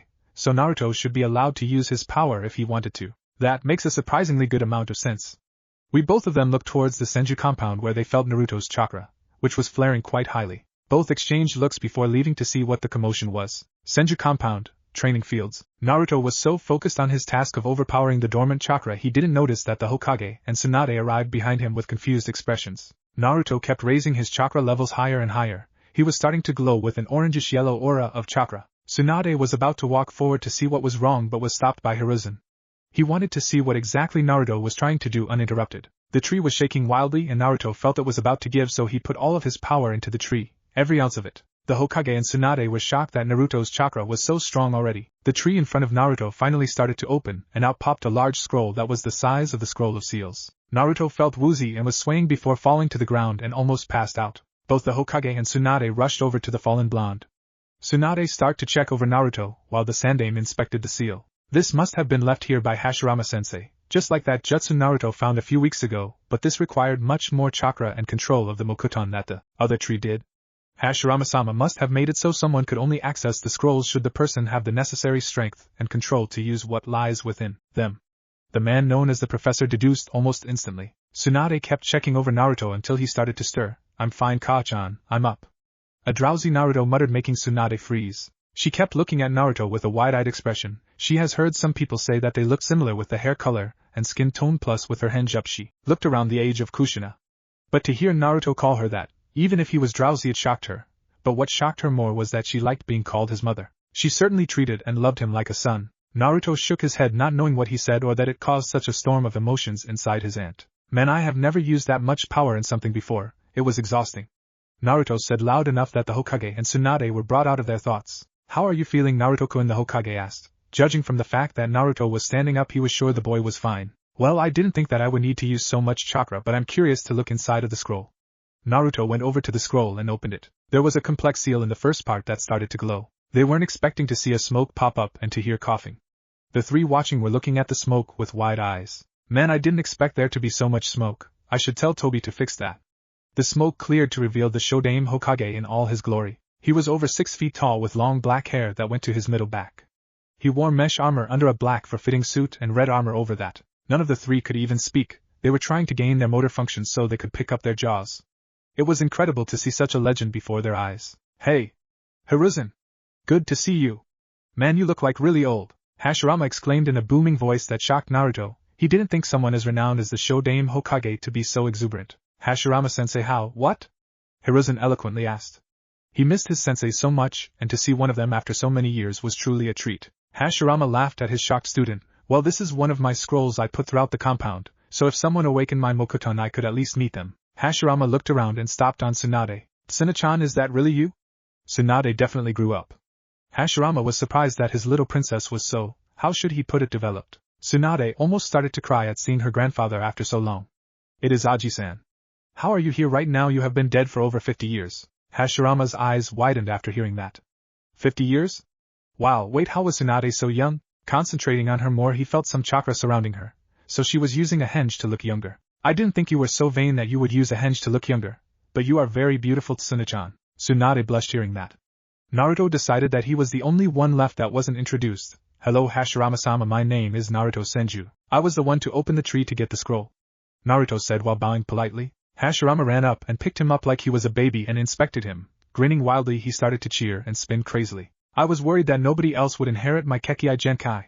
This is amazing, Naruto-kun, and to come so far so fast. You're almost to where I was at your age. Hashirama was really impressed, but he was almost the head of the Senju clan when he was a teenager. After Hashirama stopped the spinning, Naruto was sure that his neck was about to snap from the whiplash. So, I am nothing more than a Kage Bunshin no Jutsu, shadow clone technique. I don't have a long time, so I want to explain to you that this scroll is the techniques that someone who is capable of opening the tree would be able to use. None of them noticed that Hiruzen gave a small fist pump at being right. I will tell you that when you master the scroll it will lead you to the next one. I will tell you that there are, including this one, 3 scrolls throughout the compound, and the next one will have the rest of my jutsu.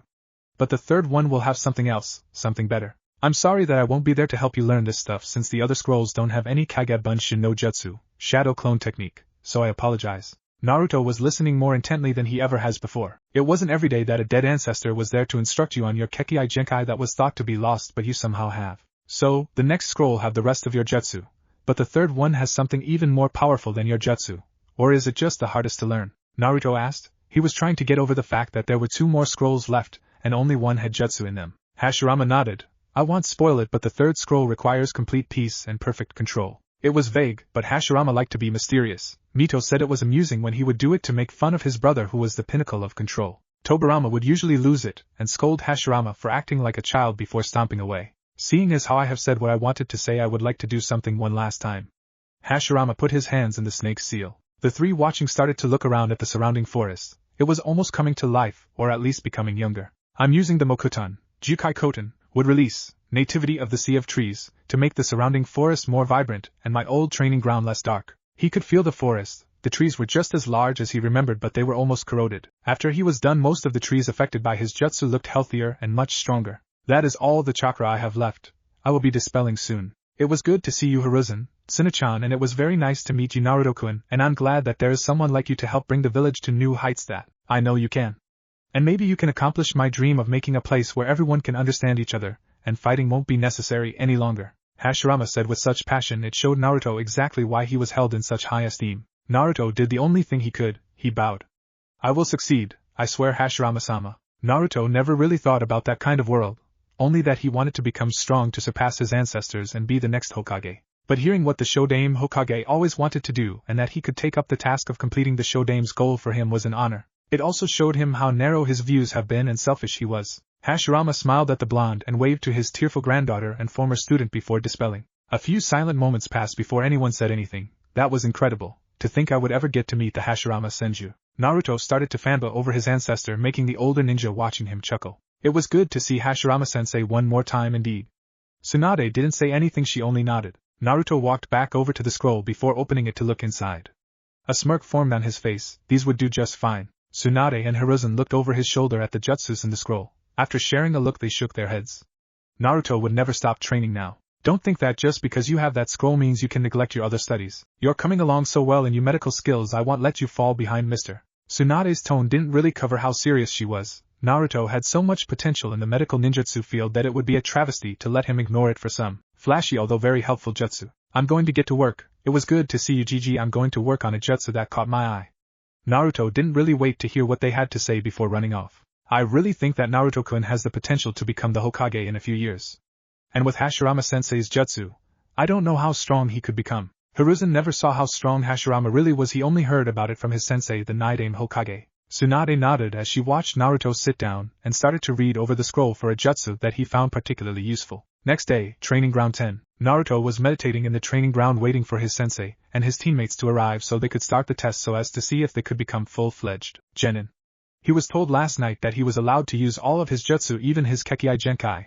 He couldn't wait to try them out on his sensei. It killed him all these years that he couldn't talk about his Kekkai Genkai, but he couldn't because his Obasan would punch him through the nearest wall for a lack of discretion. Naruto was using one of his new training exercises.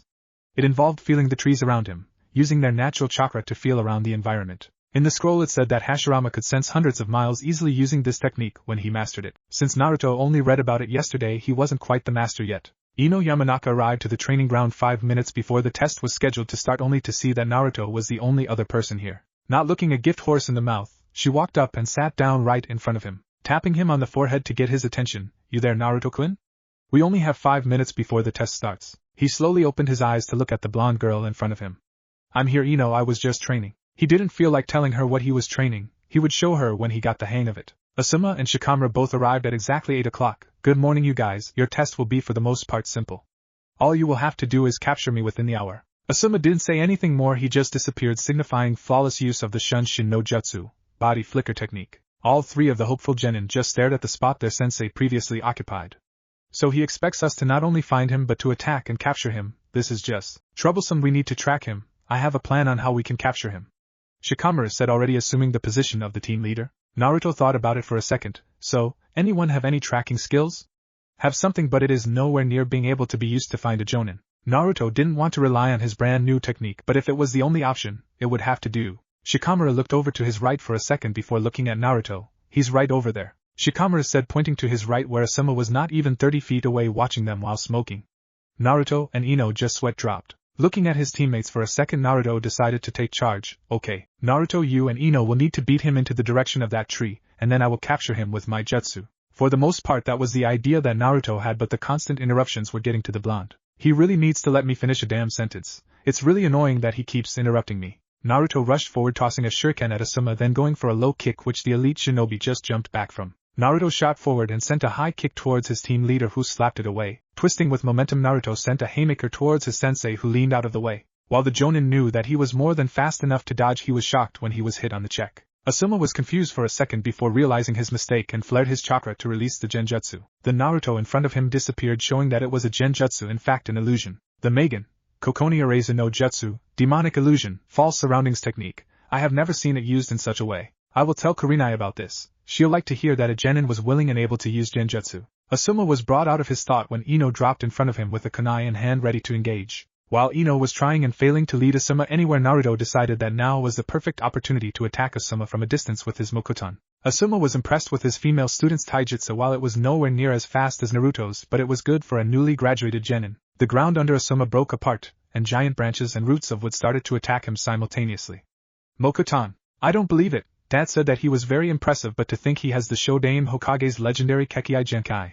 He will be incredibly powerful in the future. Asuma was starting to take this very seriously as he took out one of his trench knives, flowing wind chakra through it. He went to work. His chakra-enhanced knife easily cut through the wood and allowed him to maintain breathing room away from the dead wood. Using grace that someone who has years of training could only hope to achieve, Asuma continued to dodge, slice and destroy Naruto's jutsu. In the trees, Shikamaru was watching with wide eyes. I always knew Naruto was troublesome, but to have the Mokutan, that's insane. Well, I can use this to capture Asuma-sensei in the Kageme no Jutsu, shadow imitation technique. Thought Shikamaru as he started to creep forward towards the fight. Back in the fight, Naruto was getting seriously annoyed. Not only was Asuma dodging and destroying his branches, but he was getting closer and closer to him. Naruto noticed that the shadows behind Asuma were starting to move. Gaining a smirk on his face, Naruto went through more hand signs. Asuma was about to move in and disable Naruto when giant hands made of wood shot out of the ground and tried to crush him. He did what any sane person would do and jumped back to gain some space, right into the Shikamaru's shadow. Shikamaru smirked when Asuma's foot hit the shadow. Kageme no Jutsu, shadow imitation technique, success. Shikamaru said loud enough for everyone to hear him. Ino came out of the forest where she was waiting for another opening after Naruto started to use his jutsu. That was incredible, Naruto-kun, Shikamaru. Ino didn't really do anything during the test. It was mostly Naruto and Shikamaru. Even though Shikamaru was just the one to capture Asuma, it was more than she did. Yes, it was. Good job, you three. Let me out of this jutsu, Shikamaru. Shikamaru complied and both of them started stretching a little. Now Naruto, that's quite the skill set you have there, Mokutan. Tusan said that you were special, but I didn't think that much. Asuma didn't remotely think that he was capable of using the legendary Kekkei Genkai of the Shodaime Hokage. Yeah, that was incredible. Was it really, Mokutan? Ino asked. She never expected that Naruto was not only a Senju but a direct descendant to the Shodaime Hokage. It was unreal. Yeah, I learned that I had this Kekkei Genkai when I was about 7 years old. But I unknowingly awakened it when I was 6 when I first activated my chakra. Naruto was happy that he finally got to tell people his own age other than the ever-silent Sasuke about his Kekkei Genkai. The Uchiha was never impressed with anything, just more or less pensive depending on the situation. Well, that's all well and good, and since you three successfully managed to capture me, I henceforth declare us Team 10. We'll start our missions tomorrow as well as team training. Oh, Naruto, what was that jutsu towards the end with all the wood arms? Asked Asuma. He was very intrigued with that technique. It has a lot of potential. Naruto perked up. This was the jutsu that caught his eye last night.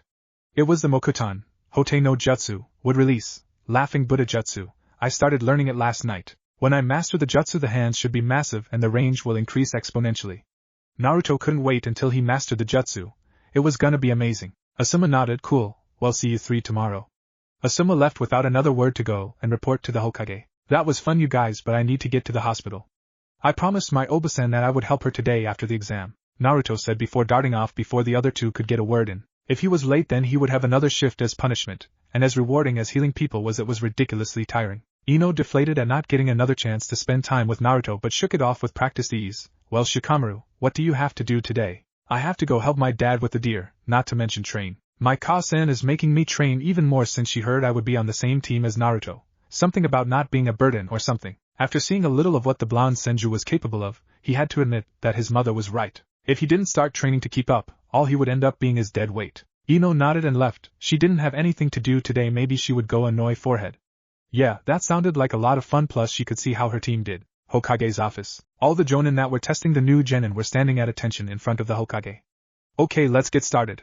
Who passed and who failed? The Sandaime started to listen to all of the teams that failed. It wasn't much of a surprise. He only really expected 2 or 3 teams to pass. Kakashi stepped forward. Surprisingly, Team 7 passed. You could hear a pencil drop in the room since Kakashi never passed the team. Coming out of his momentary shock, the Hokage asks, so how did the test go? He was also curious about the Uchiha. He only barely lost to Naruto for the spot of Rookie of the Year. Kakashi thought about it for a second. Well, I did the normal bell test. It started out exactly how I expected. The 3 of them separated and attacked me individually. However, Sasuke was very strong. He managed to touch a bell, and had I not backed off, he would have taken it. That kid is good. I can only imagine how good Naruto is if he beat out Sasuke. The other 2, Choji and Sakura, were almost exactly how their files said they were. Both have lots of potential, but right now they are still fresh and don't yet have the same drive that Sasuke does to get stronger. After they attacked me individually, Sasuke managed to figure out the meaning of the test and got Choji to work with him, and Sakura never needed convincing. She would listen to whatever he says. With teamwork, I let them get the bell and they passed. Kakashi sighed since he wasn't used to talking that much, but that was the gist of what happened. Everyone was mulling over their thoughts on two things. One was that Sasuke managed to almost get a bell from the Kakashi Hatake and that somehow Naruto was stronger than him. Seeing the silence that was taking over the room, Anko stepped up. Teammate also passes Hokage-sama. The third nodded and Asuma stepped forward. Well, my test was a little different than yours, Kakashi. I wasted them to capture me. But Naruto has something that I never would have expected, somehow. Looking at his father before looking at the whole room, Naruto has the Mokuton. There it was. Everyone understood why Naruto was so strong and able to keep up with Sasuke.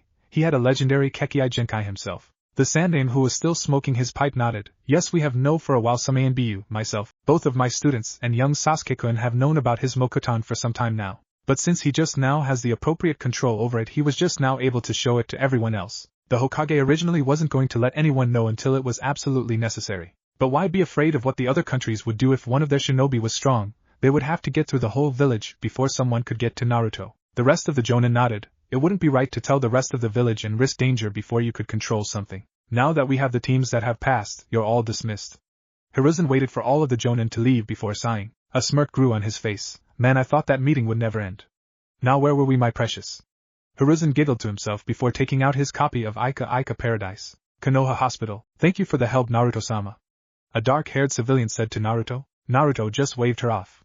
It's my job and you don't have to call me that, just Naruto would be fine, Nimi-san. Nimi nodded and left. She was worried about a possible broken ankle, but Naruto fixed it up, and all she had was some pain that would go away with the medication. Naruto let out a breath. He was young and a new genin, but the hospital recognized his skill as a medic, so he was given patients back to back. It didn't help that Tsunade was the hospital chief and dared anyone to defy her choice of staff. Very good, Naruto-chan. How about you take a break and get some lunch with me?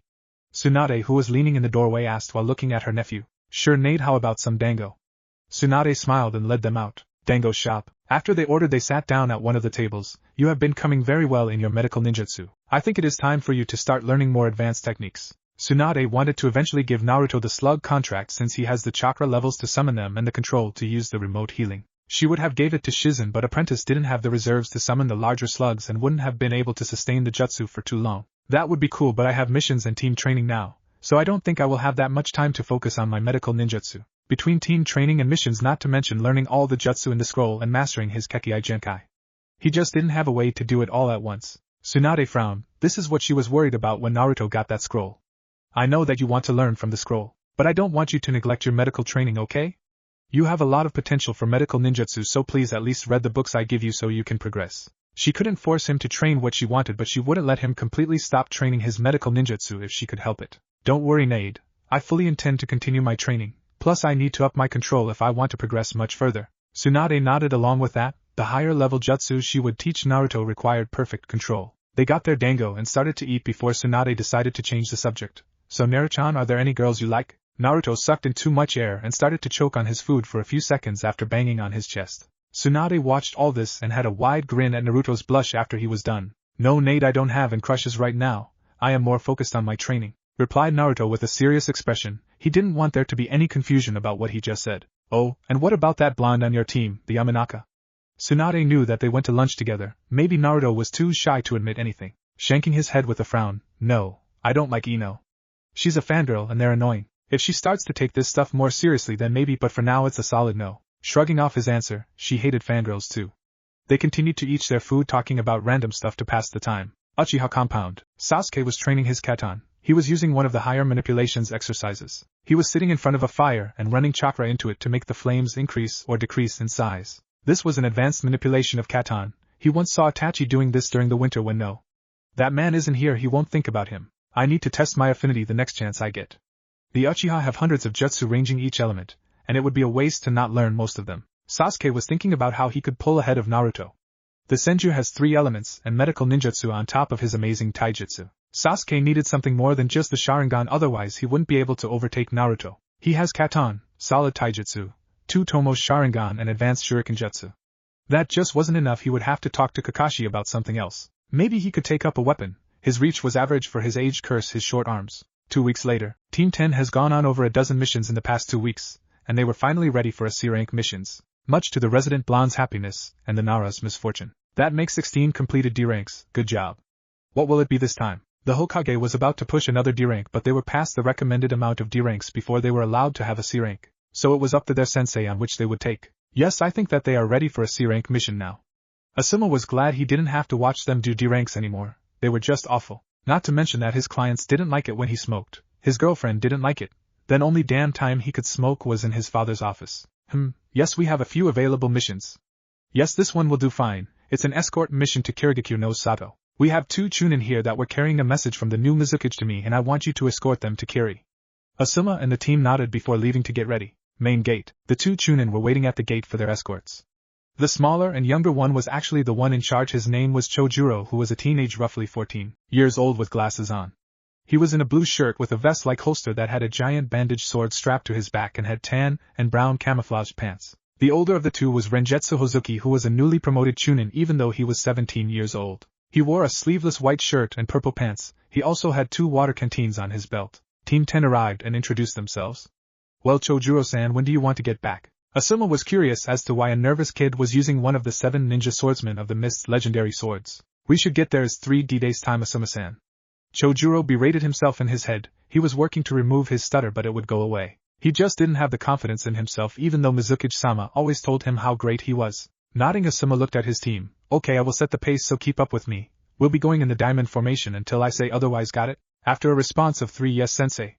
They started off on their journey. Hokage's office. Sasuke wasn't even paying attention now that he was entering the Hokage's office. He knew what would happen. They would get some bullshit mission that wasn't even worth doing. He was more interested in going over what he learned in the past 2 weeks. He talked with Kakashi and he learned that he had a Right-on affinity, which was awesome considering that Right-on beats Doton and can overcome Sway-ton. He wasn't sure how it would do against Wood, but he would certainly try. In addition to learning to control his Right-on, he started to learn the basics of Kenjutsu. Kakashi said that with a Sharingan that he would be lethal with a sword. He was most pleased with his progress. So you will be given the mission to escort a bridge builder to Nami no Kuni. Sasuke was brought out of his thoughts when he heard the Hokage say that. It didn't sound like some irrelevant D-rank. That sounded like a real mission. He found himself even more pleased. The only thing that could make this even better was if that smoking hot sensei for Team 8 would be coming along. Unfortunately, with all the things I heard about the country of Nami, I will have to send Team 8 along with you since I'm not sure if the bridge builder is being truthful. Sasuke was biting his cheek to keep back a smile, but that didn't stop the small, slightly perverted giggle from escaping him. Curse his lack of control. It was all that women fault for wearing barely any clothes. That figure no, he shook his head to rid himself of those thoughts. Kakashi, who was standing next to Sasuke, heard the giggle, and could see that his young prodigy was fighting off a smile. Kakashi suddenly found that he was more proud than he has ever been. If his prude of a student was actually lusting after someone, then he would wholeheartedly embrace his young student. Kakashi and Sasuke were brought out of their thoughts when the door opened, and in walked Team 8. Wanting to know who on the team Sasuke was thinking about, he watched his student's reaction, and he wasn't disappointed. Sasuke was practically drooling over Anko. He managed to fight off any outward expression, but those eyes of his were the Sharingan, and he was staring at Anko with a hungry expression. Oh my god! To think that Sasuke has a thing for Anko. Oh well, maybe he has it in him to tame the snake. Kakashi giggled perversely at that, since after Sasuke tamed Anko she would tame his snake. He made a mental note to write into Jiraiya's fan mail address to see if he could use that in his next book. Reporting for duty, Hokage-sama. Anko said in her professional voice. She was kind of curious as to why Team 7 was there but brushed it off. The Hokage explained the mission and they all went their separate ways to prepare for the mission to Nami no Kuni. Mizu no Kuni, Team 10 and the 2 Kiri ninja were all in formation heading towards Kiri. The 3 genin were in front of the 2 Kiri shinobi and Asuma was behind them. For the past 2 days nothing has happened. Chojuro informed the Konoha shinobi that most of the potential danger would be inside of Mizu no Kuni, since there were some of the Yondaime Mizukage's followers still around. Naruto and the Hozuki member Renjetsu managed to strike up an interesting conversation about the Hozuki's bloodline. So you're telling me that you can turn into water? What would happen if it were to dry up while you're in that form, or if you ran out of chakra? Naruto asked. This is seriously bothering him. Could this guy be whipped up with a towel? Renjetsu sighed and shook his head. I can't dry up. I can turn back to my normal form at almost an instant. Not to mention, my water form takes chakra to keep going.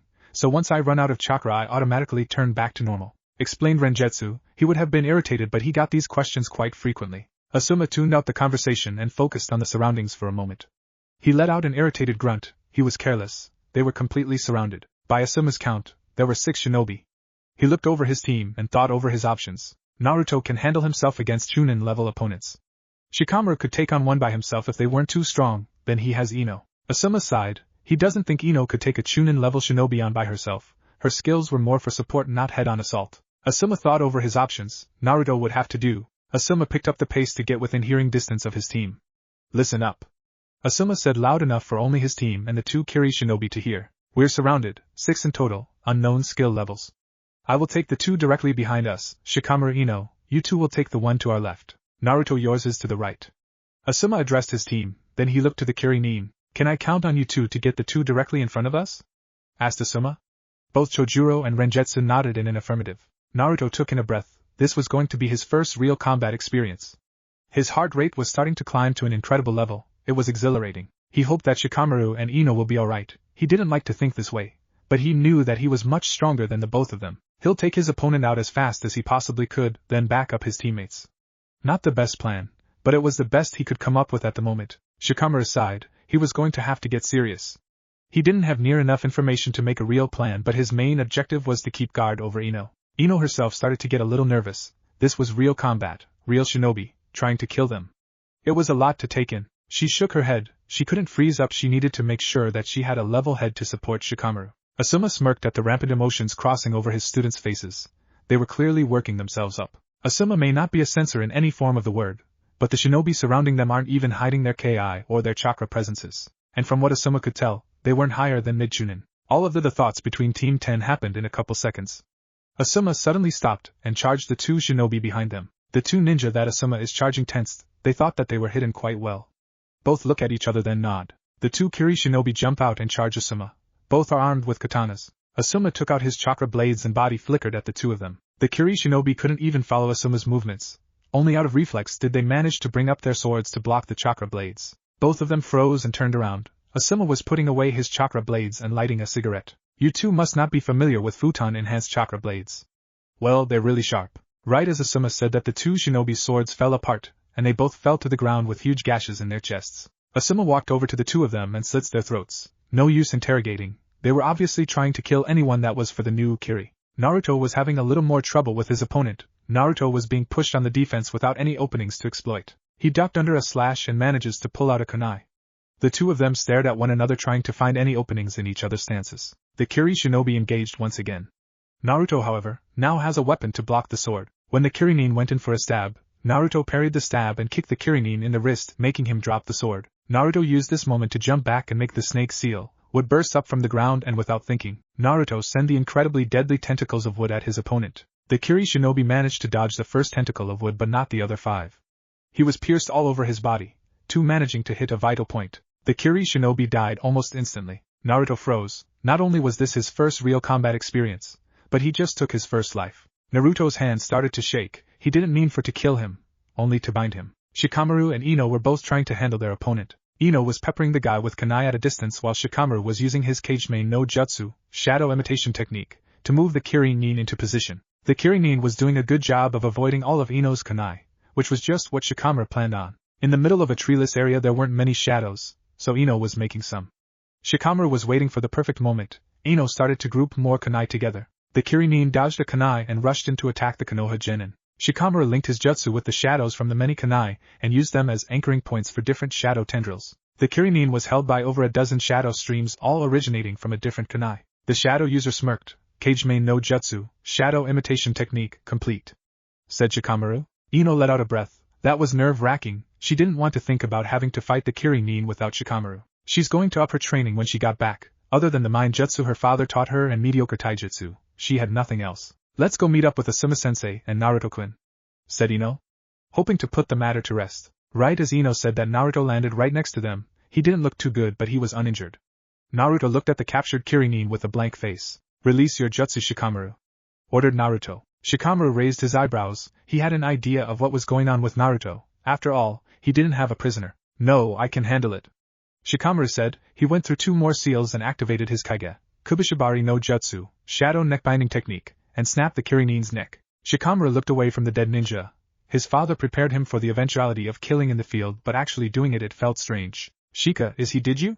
Ino asked nervously. Yes he is, and yes he did, Ino, Asuma said as he walked up to his team. Chojuro and Renjetsu gave the Konoha team privacy to talk for a minute. They both remember their first kills after all. Every shinobi has to go through this at one point in their career, usually on their first or second C-rank mission. That's why we wait to give them to fresh teams. The Jonin have to approve their team's ability to cope. Once a Jonin, or me in this case, feels that the whole team is ready, we ask for a C-rank. And I must say that you all did better than I hoped. Naruto, Shikamaru, if you have anything you want to talk about, I will be here. Ino, we aren't out of this yet, so keep your guard up. You might have to take your first life yourself before this is over, Asuma said with the best comforting tone he could while at the same time being serious. Naruto and Shikamaru both nodded absently. They were prepared for this so it didn't hit as hard as it could. Ino, on the other hand, was prepared by her father but never really paid attention during his long lectures.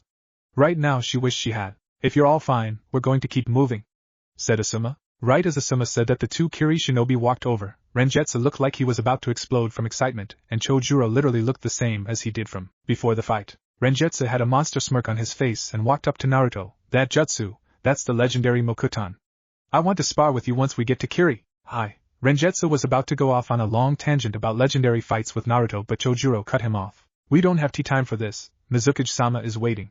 Let's go, ordered Chojuro, but in his head he was resizing up the blonde Senju. Mizukage-sama will want to hear about this. Asuma nodded and he motioned for his team to get back into formation so they could proceed to Kirigakure no Sato. Naruto started running with his team. Man, this mission escalated quickly. I wonder what Sasuke's up to.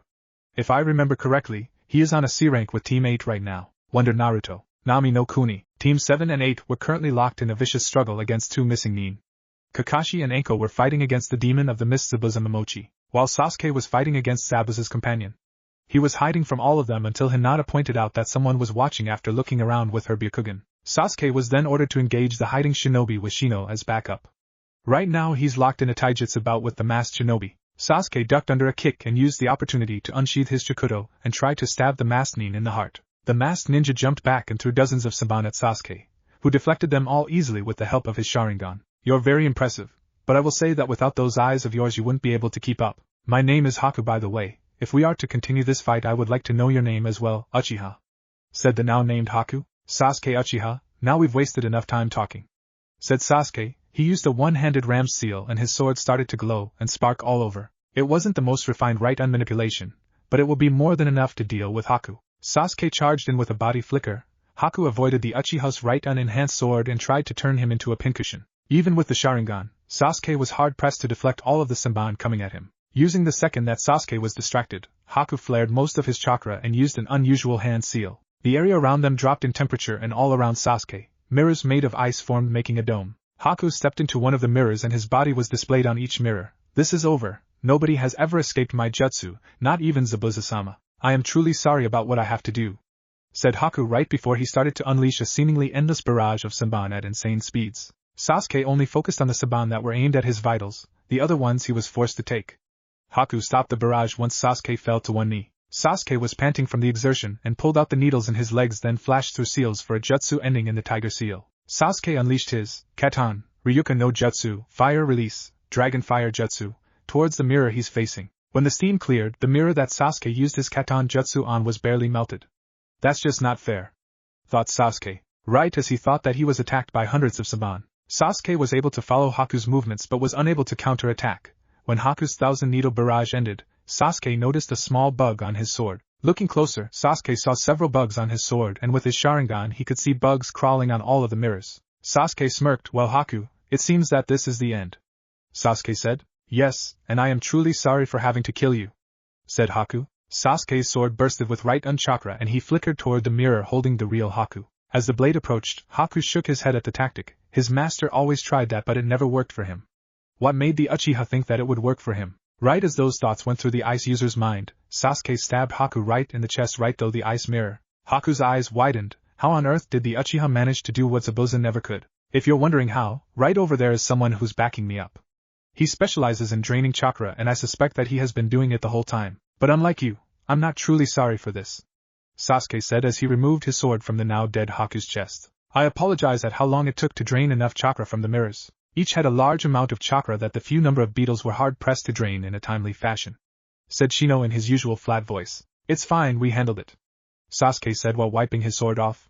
Neither commented on the fact that Sasuke just killed someone. The Abirame were taught from a very young age to control their emotions and one of Sasuke's life goals was to kill his big brother, so he's comfortable with killing. We should return to Anko-sensei and Kakashi Taicho, said Shino. Sasuke wordlessly nodded and started to walk back to the clearing where the rest of the group was fighting. Zabuza wasn't having a good time. He's quite sure that he was poisoned by the snake lady and the copy ninja would have been enough on his own without blurry vision. Kakashi kicked Zabuza toward the water. Right as Zabuza landed, Kakashi saw Sasuke and Shino return from where they were fighting Zabuza's partner. Kakashi let out a breath that he didn't know he was holding. He was glad that both of them were okay. Haku Zabuza's companion, is dead. Anko-sensei, droned Shino.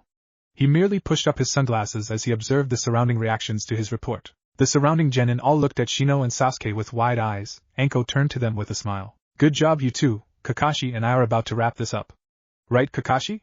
Asked Anko, already knowing the answer. Kakashi flashed through 3 seals and chakra condensed around his right hand. Kakashi has been waiting for Anko's poison to take enough of an effect to slow down Zabuza so that Kakashi could kill him without much effort. He could hit a moving target easily, but he didn't want to waste too much chakra on a missed shot. Kakashi's signature jutsu Chidori, quite impressive to experience in person rather than the stories that guy spouts all the time, thought Anko. She's heard of the jutsu that just lighting but always chalked the claim up to guy's nonsense. But being in the presence of the jutsu made her a little more convinced of its ability. All the genin looked on in awe at the condensed lightning. None of them have felt such a strong jutsu.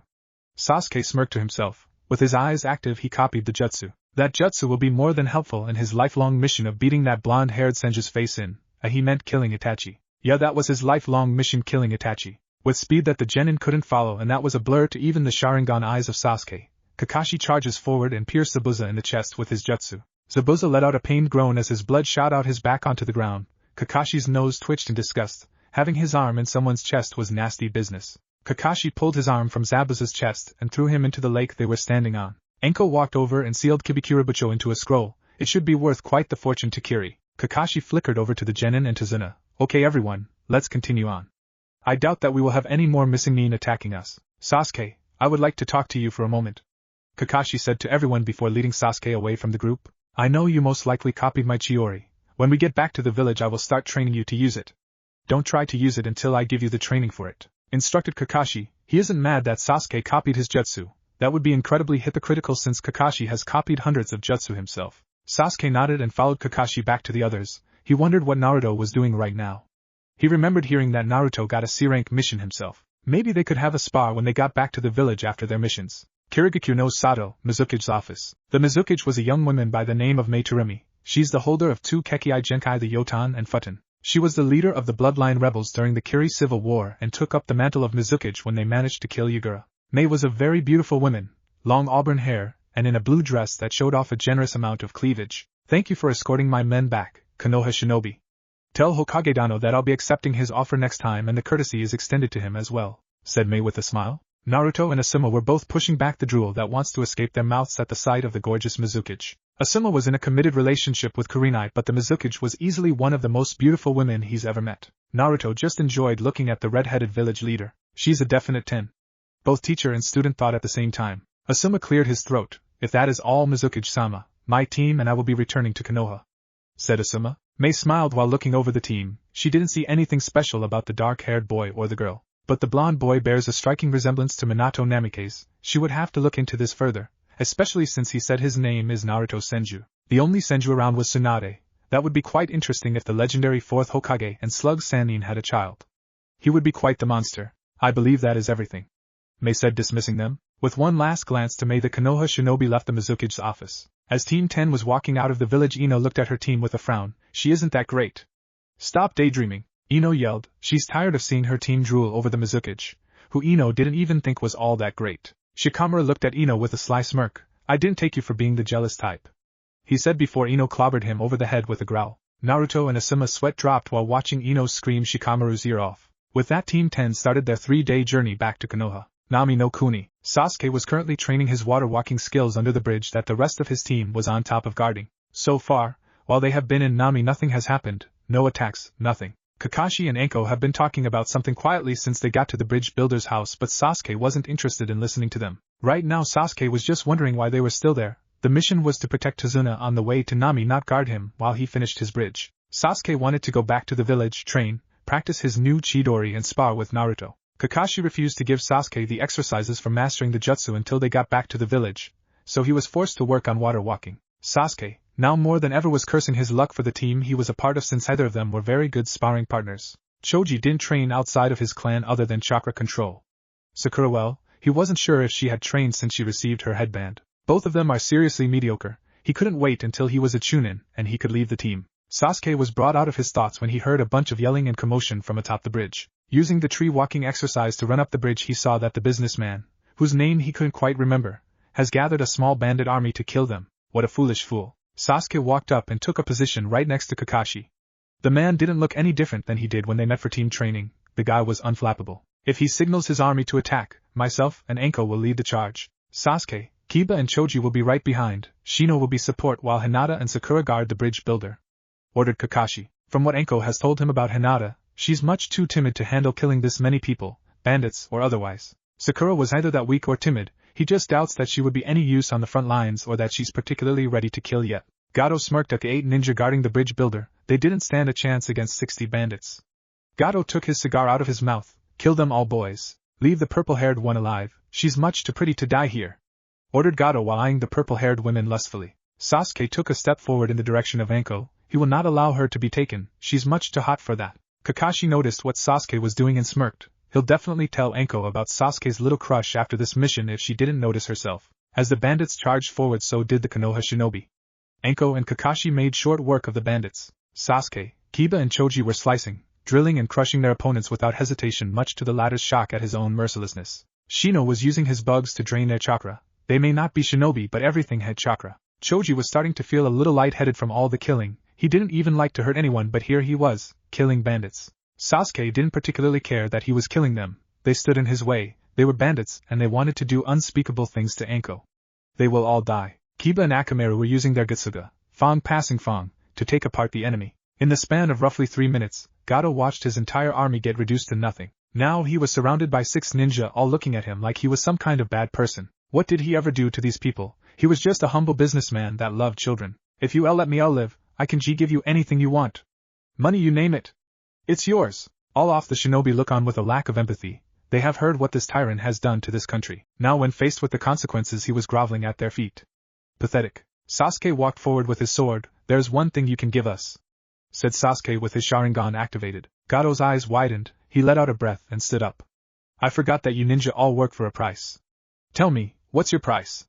asked the now confident Gato. They liked money, and he had a little more than a shit ton of it. Sasuke plunged his sword into Gato's chest without hesitation. "Your life," Sasuke said coolly. After all the killing they just did, nobody was surprised that Sasuke killed Gato.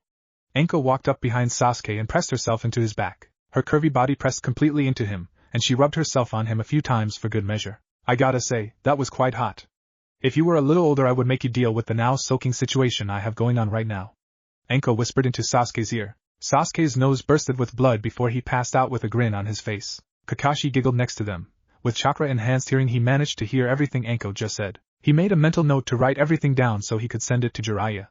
He could see it now. Ika Hibiheim. Kakashi bent down to pick up his student. "Well, now that that problem is dealt with, I think that we can rest easy, unless this country has another tyrant hiding in the woodwork," said Kakashi with a slight chuckle. Kanahigaku no Sato, Hokage's office. Team 10 just finished giving their report of their C-rank mission. Hiruzen was nodding over what he was told and let out the smoke in his lungs in the form of a ring. "Well done, Team 10, you're dismissed." "Asuma, stay for a moment," ordered the Sandaime. After the genin left, Hiruzen put down his pipe. "In about 1 month the Chunin Exams are going to be held here. I want Naruto to compete," Hiruzen said, not beating around the bush whatsoever. Asuma frowned. "It's the Jonin's choice whether or not to include his genin in the Chunin Exam," said Asuma, peeved that he was being ordered to put his genin into the Chunin Exams barely 3 months out of the academy. "We both know that Naruto's more than strong enough. I know that he's pushing mid to even high Chunin. If it makes you feel any better, I'm going to tell Kakashi the same thing for Sasuke. Both Naruto and Sasuke will show that Konoha's founding clans are still very strong and very much a threat," explained Hiruzen. It may sound like too much, but the village's reputation was said to be the strongest of the 5, but right now he doubted that they could beat Kumo as they were, so he needed to make sure their image was top-notch. Asuma didn't like it, but when it came down to it, his dad was the boss. "Hi Tusan, I'll start preparing them. If that is all." Hiruzen waved his son off. Hiruzen looked over the applicants for the upcoming Chunin exam. Suna was sending a team which was comprised of the Yondaime Kazekage's children, one of whom was their Jinchuriki. It might be time for Tenzo to teach Naruto that jutsu. Senju compound. Naruto burst into his home and ran into the kitchen to get some food. When he entered the kitchen, he was greeted by the sight of his Obasan drinking sake while reading a very peculiar orange book with a blush. Wow, Obasan. I never took you for the hypocritical type," Naruto said.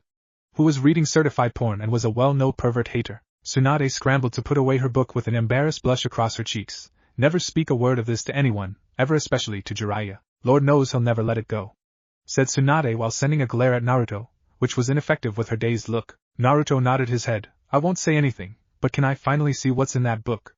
If you can read it, why can't I?" "Why, Naruto, He's only ever heard about what was in the book. He wanted to know why it's so popular, and all the stores in the village refused to sell it to him because of his obasan. No! You will not read this and become a pervert.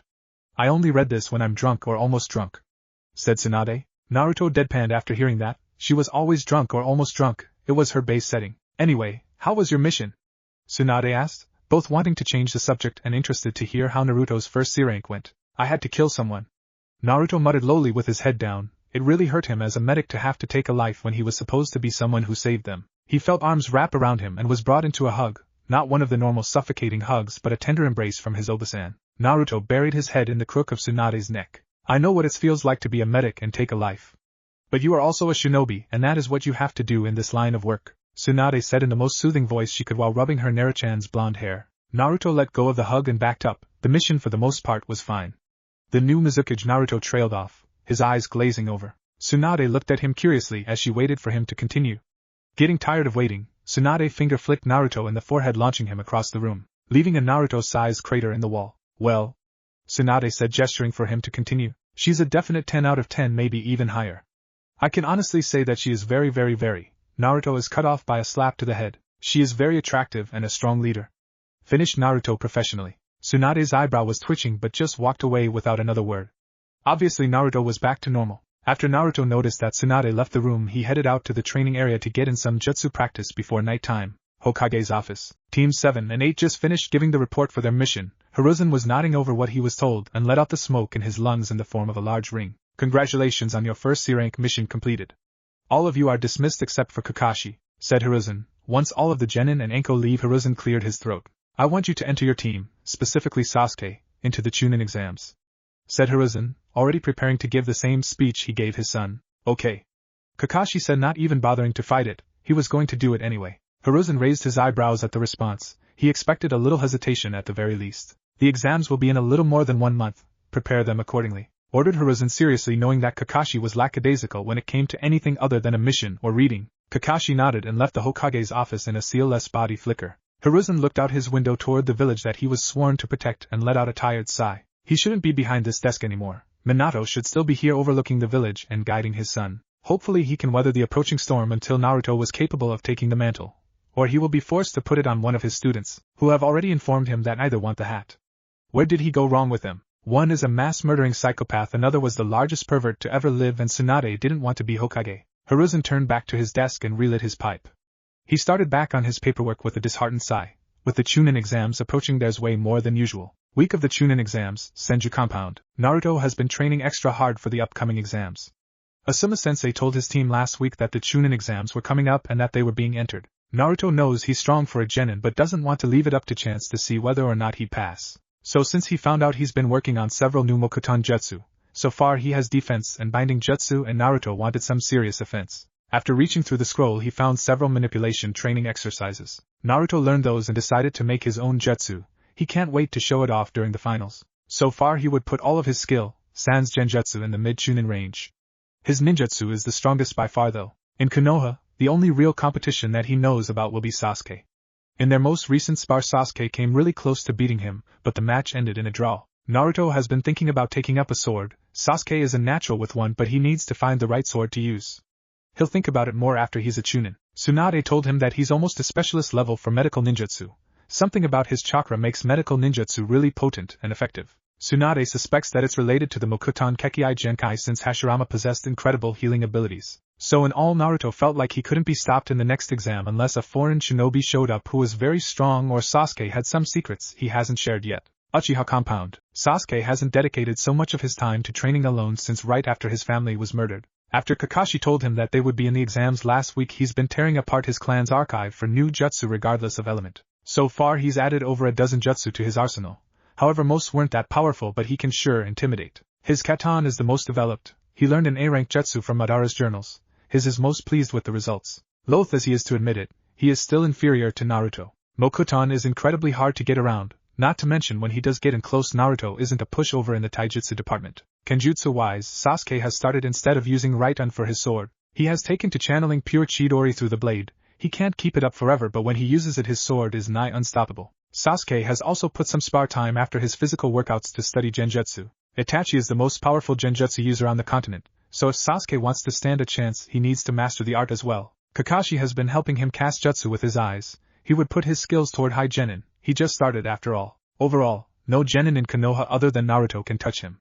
He's excited to dominate in the exam. Day of the exam, Ninja Academy. Naruto, Shikamaru and Ino are currently standing outside of the academy. The test is set to start in the next 20 minutes. Are you two ready?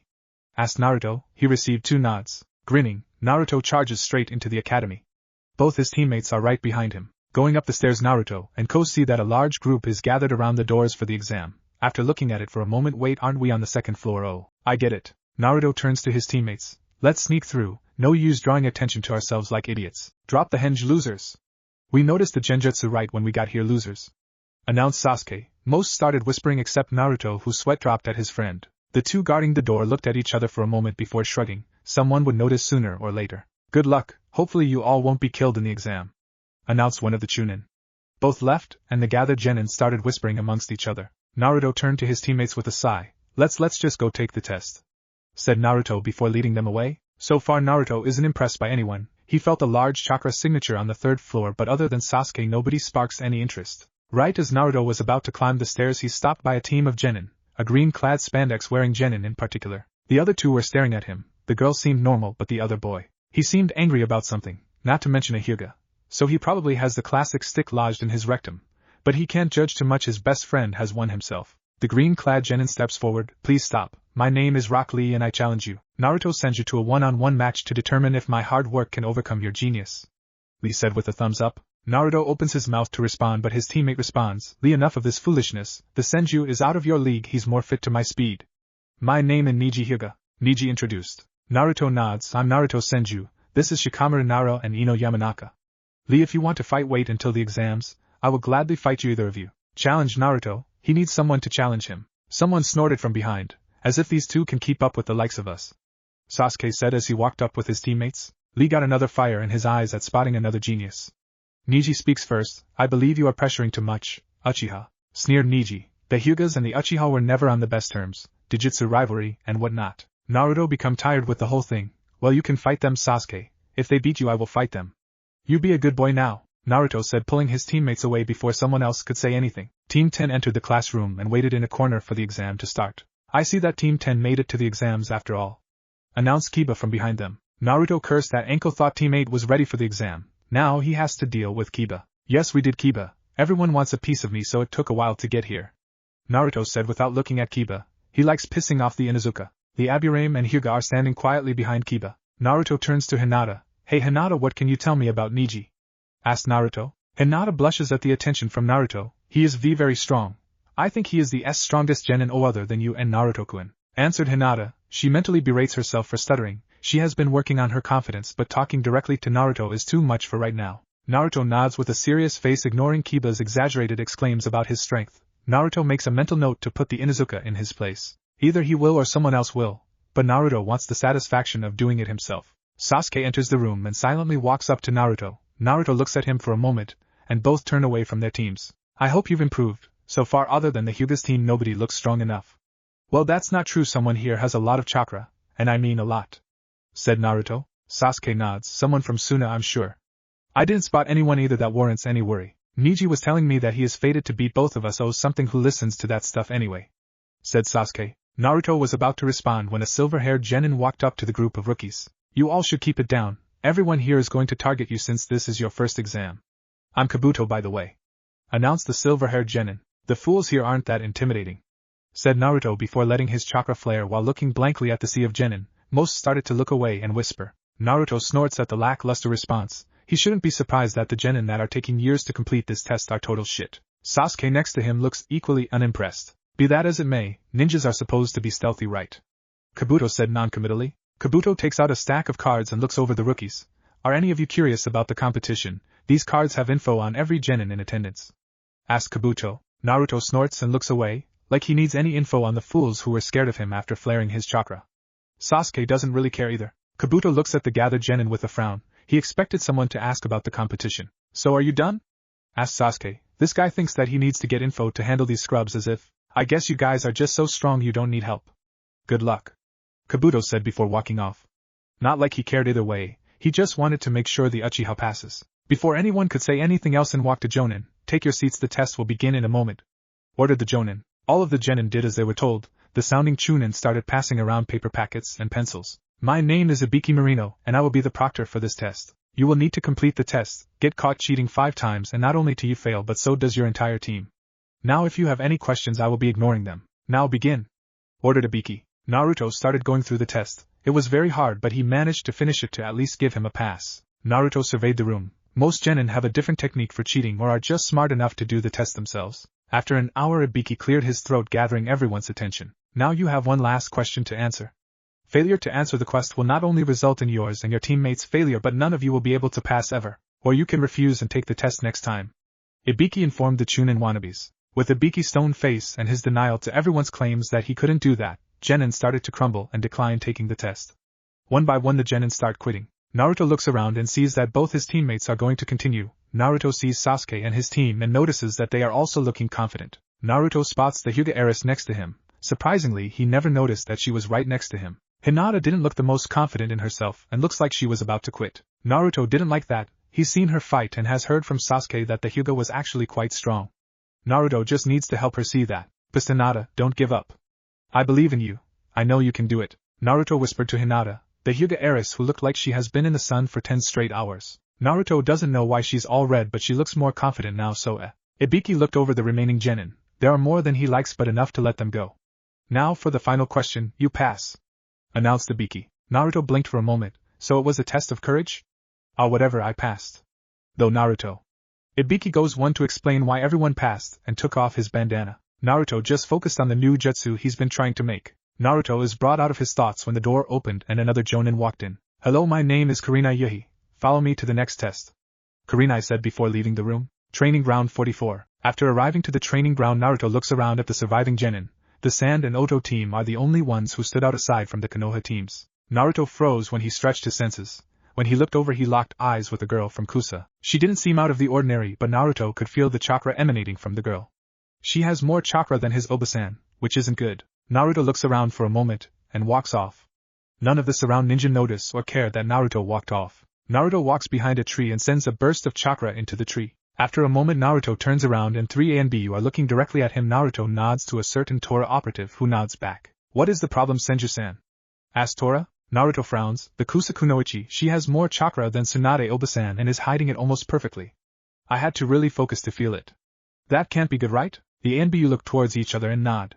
Tora steps forward. "Thank you for bringing this to our attention, Senju-san. Please keep this to yourselves for now until we handle this," Tora said before the ANBU just left. Naruto frowns. They just left him with nothing. He has to go out there and potentially fight that monster. Naruto has a lot of chakra especially for his age, but his Obasan has almost twice as much he does, and a genin with more chakra than that is not to be trifled with. Naruto walks back to the area and joins his team. Shikamaru raised his eyebrow at his teammate's momentary disappearance, but pushes it aside to focus on the test. "What do you think we should do, Shikamaru?" asked Naruto. Shikamaru sighed and muttered his favorite word. "I think we should run straight for the tower. Either you or Ino will notice some near, and we can take them out on the way. I don't want to stay in the forest longer than we need to," said Shikamaru. Naruto and Ino nodded, simple and straight to the point, just like Team 10 likes. "Sounds good," said Naruto while Ino smiled. Kurenai and the Chunin start to pass out the scrolls. When everyone is done, Kurenai presses the red button behind her, and all of the gates open and the genin rush in. Next day, it's not like Naruto thought that they would get through the exam in a few hours, but he expected them to be finished within a few hours. He and Ino haven't felt and chakra signatures around, nor have they just flat out seen anyone. He gets that it's a big forest, but where is everyone? Shikamaru and Ino were both feeling similar to their blonde male teammate. Naruto is about to suggest that they switch tactics when he and Ino both freeze and look to the south. "Ino, you felt it too?" asked Naruto. I can feel a team heading towards this way. We should get ready, they will most likely be here in a few minutes," said Ino. Naruto may have sensory abilities, but at the moment they were inferior to Ino's. Shikamaru just nods. His blonde teammates could feel a team approaching, yet all he can feel is tired. But whatever. Naruto and Ko climb up the trees to get into a higher position and await the team. Minutes go by and an older team from AIM arrives. Naruto sends a signal to his teammates to attack. Naruto uses the snake seal, and below the AIM team wood springs up from the ground trying to bind them. While the AIM team is in the air to avoid the wood, they are hit by a large number of kunai courtesy of Ino, and when they fall to the ground all three are trapped by a shadow. Shikamaru smirks. His team has very good teamwork. The AIM team is then grabbed around the necks by branches and is choked out. Naruto starts checking over the bodies and smiles. We got the Earth Scroll, let's get to the tower, exclaimed Naruto. Shikamaru smiled. He was worried that they would be stuck in this forest the whole time. Now he can go to the tower and sleep in a bed. Perfect. Let's go, Naruto-kun, Shika ordered Ino before jumping away. Naruto shakes his head at Ino's bossiness. She loves being in charge. Whatever, he'll let her have her fun. Both of the male members glance at each other before following their teammate towards the tower. With Team 7, Sasuke listened quietly to Choji and Sakura talk about random things. He doesn't want to admit it, but Sasuke may start to think of these two as his friends. Not like Naruto, but his friends nonetheless. Sasuke hasn't felt any chakra signatures that would be an enemy team. Sasuke is by no means a sensor, but he can pick out a chakra signature better than most non-sensor shinobi. Sasuke is about to say something when he feels a chill go down his spine. Sasuke flashes through seals and uses Katan, Gekido Nami no Guzan fire release. Roaring wave of majestic fury. This is Sasuke's newest jutsu. It starts as a knee-high wave of flame that then becomes a huge wave of flames. Sakura and Choji look at the high-level fire jutsu with awe and confusion. Why is Sasuke randomly using a jutsu of this level? Before anyone could ask him, a wall of earth raises from the ground and a laugh is heard through the area. My Sasuke-kun. You are certainly stronger than I expected.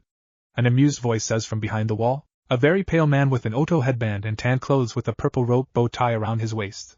Sasuke immediately recognizes his as the snake Sannin Orochimaru. This could be bad. Now I want to test out Sasuke-kun, so you too. Orochimaru makes a hand sign and a powerful gust of wind blows both Sakura and Choji away, and Orochimaru summons a large snake to kill them. Now Sasuke-kun, shall we begin? Taunted Orochimaru. Sasuke growled at the Sannin, and unsheathes his sword and flickers in at the Sannin. Orochimaru takes a kunai out to block the sword, and right as Sasuke was about to hit the Sannin, he channels Chidori through the blade and slices through the kunai and cut Orochimaru in half, causing him to turn into mud.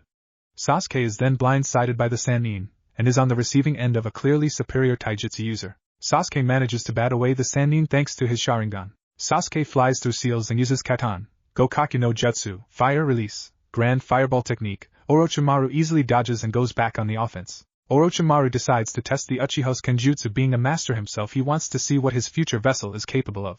Orochimaru starts to engage at a fast pace. Sasuke uses his Sharingan to its full capabilities and keeps up for the most part. Orochimaru's impressed with his future vessel. He's keeping up at a high Chunin level. He decides to go even faster. Sasuke pushes himself to his peak speed and manages to keep up for the most part, but is on the receiving end of a few slashes. Orochimaru reflects a slash from Sasuke and bats him away and holds up his palm. I have seen quite enough, Sasuke-kun.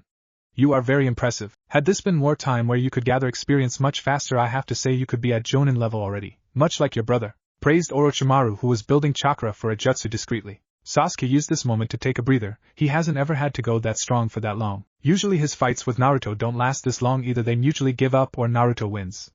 Not to mention he hasn't managed to get a serious hit in. I want to extend you an offer, Sasuke-kun, an offer of power. Join me and you can become even more powerful than not only your brother, but even your legendary ancestor Madara Uchiha. Only through my teachings can you hope to achieve this level. You can't believe that training with the Senju and Hokage that you can become strong enough. I will leave you with this gift. You will search me out for power and I will give it to you without qualm, said Orochimaru. Sasuke stayed quiet through the whole speech. He would be lying if he didn't agree with the Sannin. He needs someone stronger to train him if he wants to stand against his brother. Sasuke couldn't avoid Orochimaru, who extended his neck and bit Sasuke on the neck and left a seal. Sasuke-kun was the last thing Sasuke heard before he blacked from the pain. Sakura and Choji grabbed their teammate and moved to a new area. They need to look over Sasuke before they go for a scroll. Training Ground 44, Central Tower. Team 10 arrived the tower and were given a speech about being a Chunin and balancing knowledge and power. Naruto just absorbed it and went to eat. Ino went to take a shower and Shikamaru went to take a nap. Naruto noticed that the only team that's made it to the tower is the team from Suna, the one that makes Naruto feel weird. Something about the redhead puts Naruto on edge. Fifth day, all of the genin who passed the second test arrived to the arena.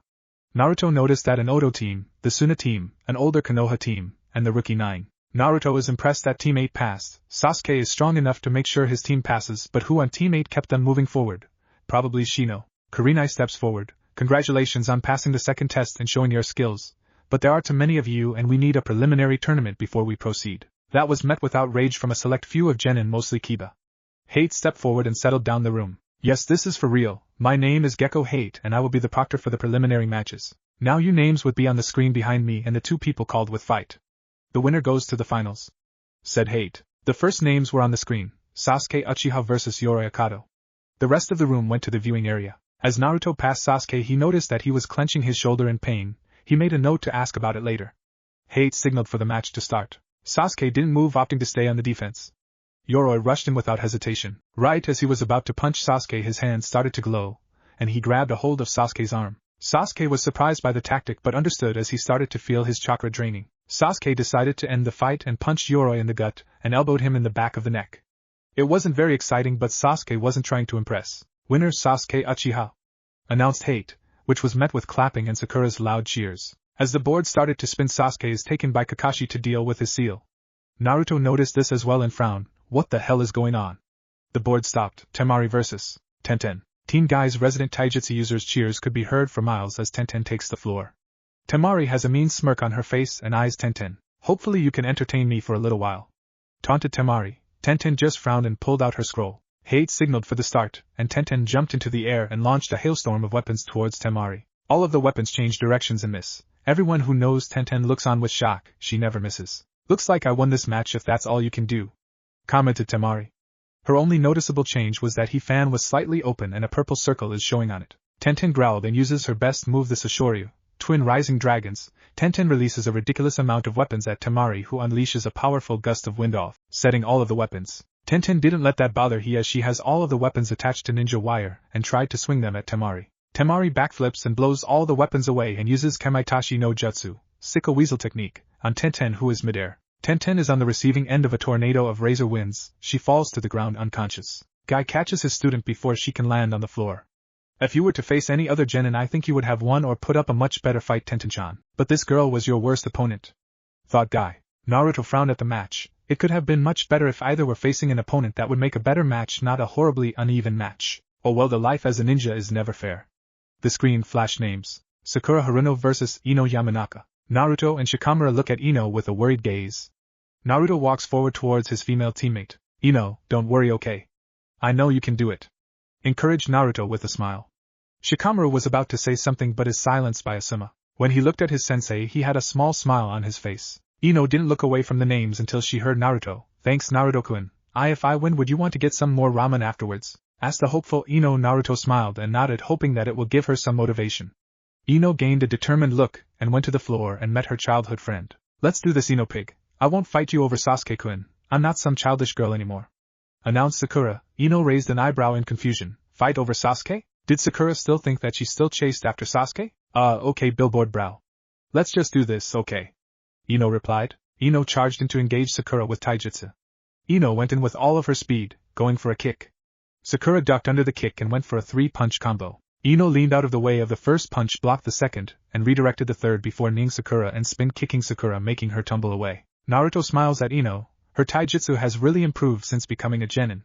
Kakashi arrives in a body flicker with Sasuke, who looked half asleep. Asuma fills in Kakashi on what happened. Sasuke walks over to Naruto to see what happened. You didn't miss much. Our girls only just started fighting, said Naruto, to which Sasuke snorted.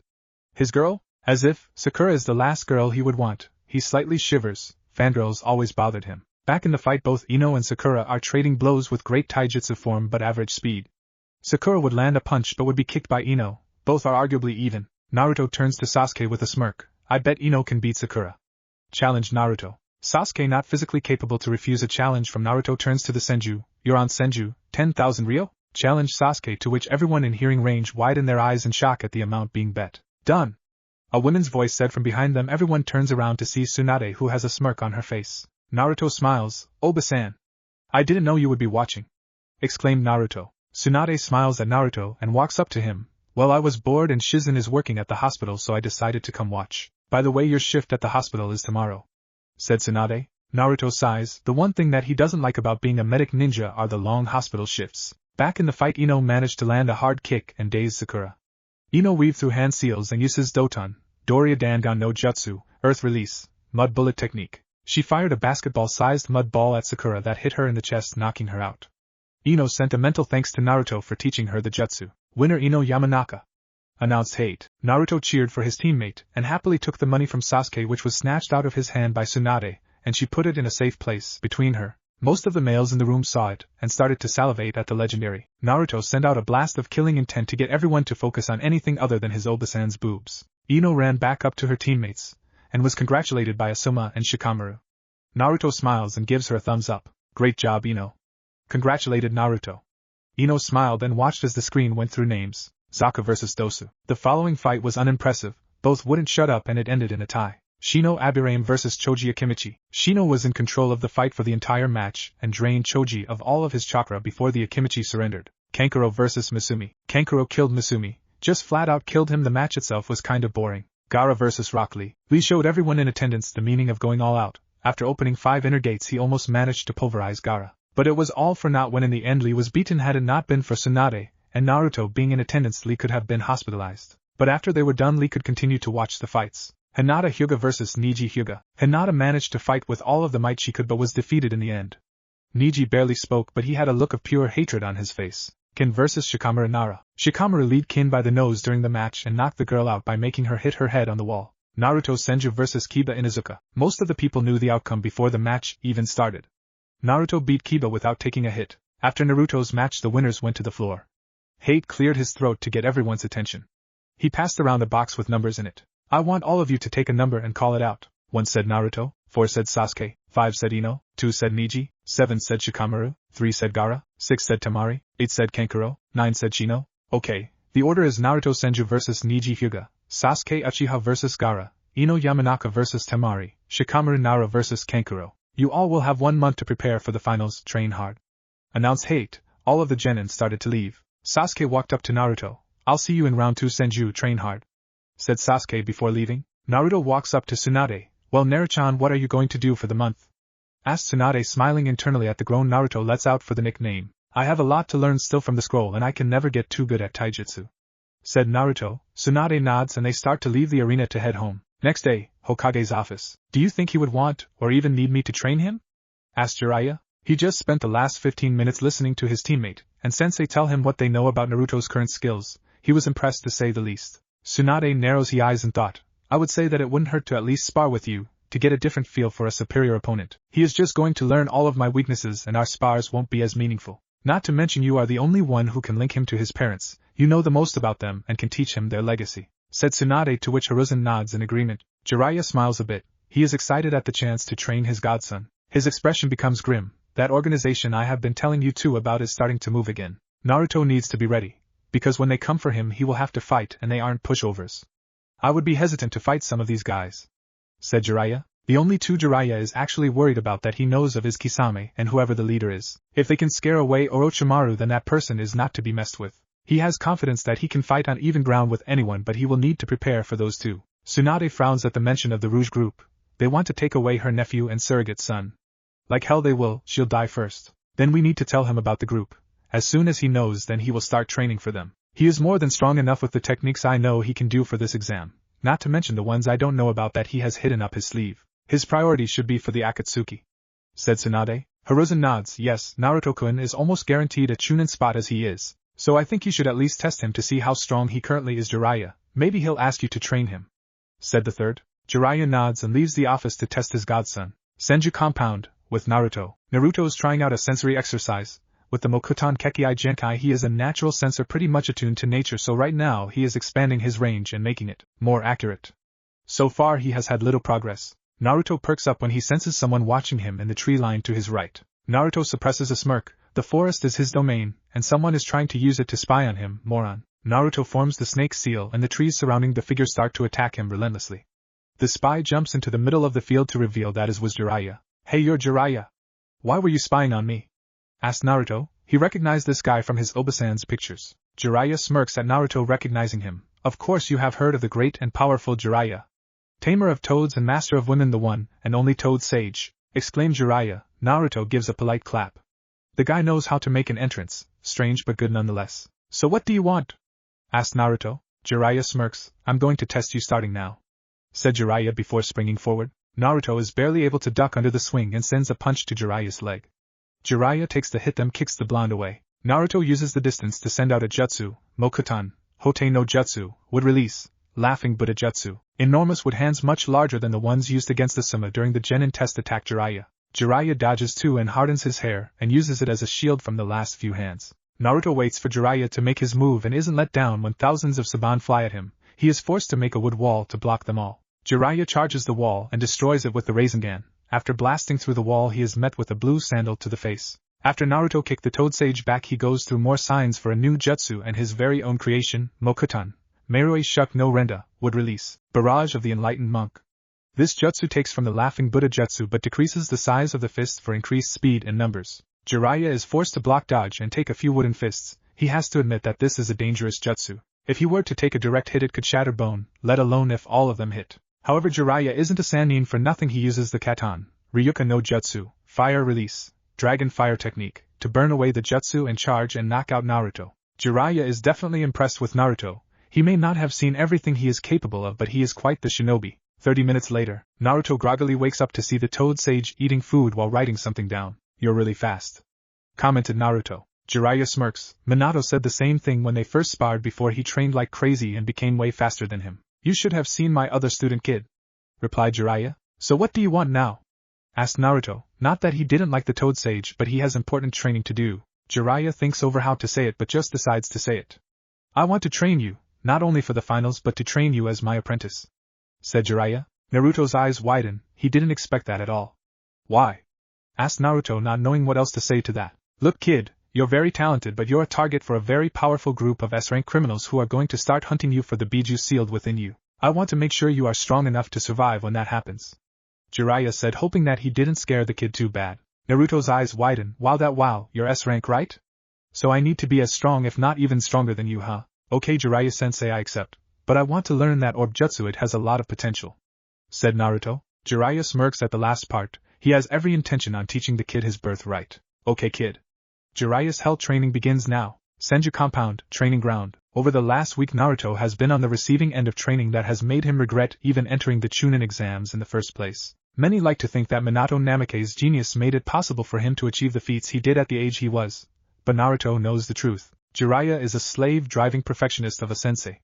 The Toad Sage will refuse to move on to a new subject or jutsu until the current subject or jutsu is mastered to Jiraiya's liking. Although the training is grueling, Naruto can say that he has improved incredibly in the week. So far the only thing Jiraiya has instructed Naruto in is physical drills and exercises involving enhancing his agility and dexterity. Even though the Toad Sage is a hulking figure of physical power, he isn't lacking in the speed and finesse department. Hell, he could give even the best of A and B a run for their money, and they are the epitome of speed and finesse. Naruto let out of breath having finished his newest drill, wearing heavy weights and having to speed through the forest while being attacked by Jiraiya. Naruto has to reach the end of the course in under a minute without being hit more than 3 times. After 4 straight hours of training he just got under a minute and being hit only 3 times, passing although barely. "Okay, I think we can stop focusing heavily on speed for now.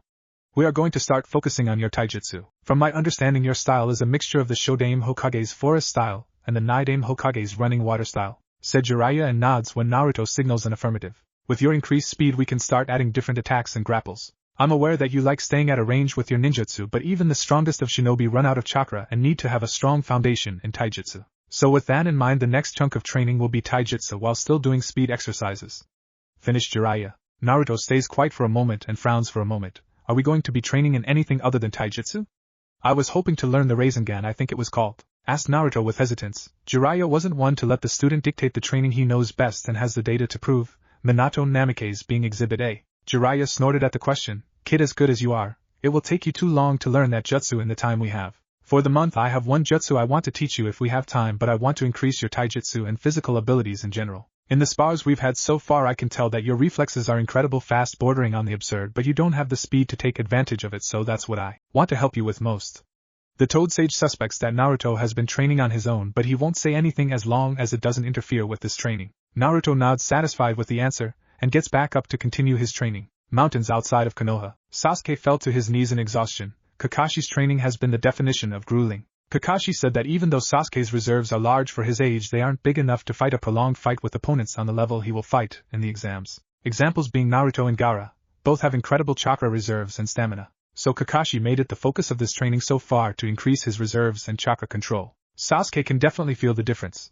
With larger reserves he can utilize the Chidori 2 more times, and with his increased control his jutsu are less taxing, making his reserves last even longer.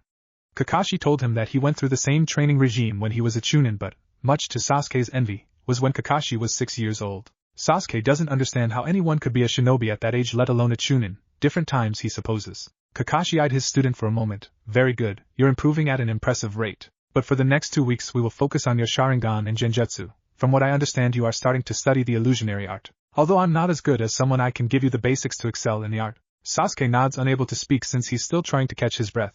Even though he has been improving his reserve, Sasuke feels that he should be focusing on either taijutsu or furthering his ninjutsu arsenal. But when he thinks about it further, with his increased chakra control he can enhance himself with chakra, and with his increased reserves he can do it for even longer, so he can say that he's indirectly enhancing his taijutsu with this regime. When we get to the last week we'll go over your entire arsenal and see what can be improved or added to better your chances. It may sound hypocritical coming from me, but I think have complete master of 2 jutsu can be better than having understanding of a dozen, informed Kakashi with his usual lazy voice, his masked face still shoved between the pages of his erotic novel. Hokage's office. Hiruzen set aside another scroll and let out a sigh. He's so fed up with the monotony of paper. His assistant stuck her head into his office to tell him the Tsunade is here for her appointment. Hiruzen watches as his student walks in and takes a seat in front of him. What is it you needed, sensei? Asked Tsunade. She didn't necessarily want to be here, it just reeks of headaches and boredom. She would never want to be stuck in the position of a Kage. As respected as they are glorified office workers with a lot of political power. Yeah, no thank you. I wanted to talk to you about the possibility of succeeding me. Started Hiruzen, not wasting time to ease into the subject. Tsunade wasn't the most patient of people and didn't appreciate it when people would beat around the bush when talking to her. Tsunade was too shocked by the statement to say anything, and Hiruzen continued, I am far too old to be a Kage anymore. You are the only one who is capable and trustworthy enough to take the position of Kage. Danzo is too Danzo-like, and Jiraiya is far too important in the field to have to stay behind a desk for that long. Informed Hiruzen. Tsunade sighed. To be honest, she knew this was coming. For the past few weeks she has been included in the village matters more and more. At first it was puzzling until she chalked it up to being one of Sarutobi-sensei's most trusted people. But in the past few meetings it became more and more obvious that he was going to ask for her to take over. Not to mention, out of the remaining Sannin, she has the most political training and expertise, which makes her the most viable candidate. With everything on the horizon, from the Chunin exams with Orochimaru's scheming and the Akatsuki who are coming for her Naruto, Sarutobi-sensei must feel that he isn't in top enough form to deal with them like he could 5 or 10 years ago. If I were to say yes, when would I take over as Hokage? Asked Tsunade. Hiruzen didn't actually know when the best time to make the transition would be. After the Chunin exams for sure, but maybe he should wait another year to inform everyone of the transition like he did for Minato, and help him out in the first few weeks. Although Tsunade has enough experience as a political figure, so she won't need as much help. I think we can start the transition after the Chunin exam finals, he said. Actually, your first act as Hokage could be to promote the genin who pass. Tsunade nods in thought. She didn't particularly like the position of Hokage thanks to the people who she loved being killed in the process of trying to reach the hat. No doubt if she were to be asked before she came back to the village she would outright refuse and beat the hell out of whoever asked, but after spending years in the village with Naruto and Shizen and slowly healing, she is having a tough time trying to find a real reason to refuse the position. Not to mention she could better protect Naruto from the Akatsuki as the Hokage when the time comes, and he and Shizen can pick up the slack at the hospital since she will have to spend most of her time at the office. With no real argument in mind, she only has one answer: I'll do it, answered Tsunade. Hiruzen smiled at his student. Ever since she came back to the village she has healed back to the wonderful student she was before her losses in the war. Excellent. Since you know enough about how the village works, we don't really have to train you for the position. I will announce you as my successor after the Chunin exams, said Hiruzen, who looked like a huge weight just left his shoulders. Tsunade says her goodbye and leaves to head back to the hospital. She has to start delegating her duties to other head doctors, with Shizen doing a lot of her tasks. Overall, the transition shouldn't be too much of a hassle. 2 weeks later, Senju compound, training ground. Naruto quickly uses the Suiton, Suijin Hiki, water release, water wall, to counter Jiraiya's fire jutsu, and sends a wood clone forward to engage Jiraiya in taijutsu while he travels underground to get a distance to engage his sensei from a safe location. While the clone engages with taijutsu, the real Naruto emerges on the tree line and flashes through seals and uses Mokuton, Dedakura Shingeki, wood release, emerging titan. This new jutsu was a combination of new innovation on Naruto's part, and taking from different jutsu from Hashirama's scroll. The jutsu isn't as large or powerful as the legendary wood golem that Hashirama could use to fight Madara Uchiha's complete Susanoo to a standstill, but is still strong enough to push Jiraiya to start taking the fight more seriously. The jutsu creates a large wooden warrior that bursts through the earth to deal a devastatingly powerful punch or punches depending on how long Naruto can focus on the jutsu. Naruto suspects that the jutsu hasn't even reached its full potential even though he more or less made it, and feels that it is completed. Only time will tell. Jiraiya acknowledged the powerful jutsu and increased his speed to avoid the titan. The jutsu is about 3 meters tall and has a long reach, and when it hits the ground it has the force of a punch from Tsunade. Jiraiya hasn't and really doesn't want to be on the receiving end of one of those attacks. The Toad Sage watches as the titan roars and sends out a punch, to which Jiraiya jumps at the last minute and runs forward to engage the real Naruto, who is still focusing on the jutsu. After getting to Naruto, Jiraiya engages in taijutsu to see how far his student has come in these past weeks. Jiraiya sends a kick at Naruto, who dodges and speeds in to deliver an uppercut to the Toad Sage, who learns back out of the way. Naruto, knowing that was coming, does a spin kick as Jiraiya is leaning back, hitting the sage in the ribs. Naruto, not wasting time, uses the snake seal to ensnare Jiraiya, who casually dodges and bats away the branches with ease. Naruto weaves through seals and puts his hands in the ground and sends out the Doton, Doryu Taiga, Earth Release, Earth Flow River, towards the sage, who uses his superior control over the Doton element to harden the jutsu before it can reach him. Jiraiya uses the boar and dog seals, then the round sucks Naruto in and hardens, leaving only Naruto's head above ground.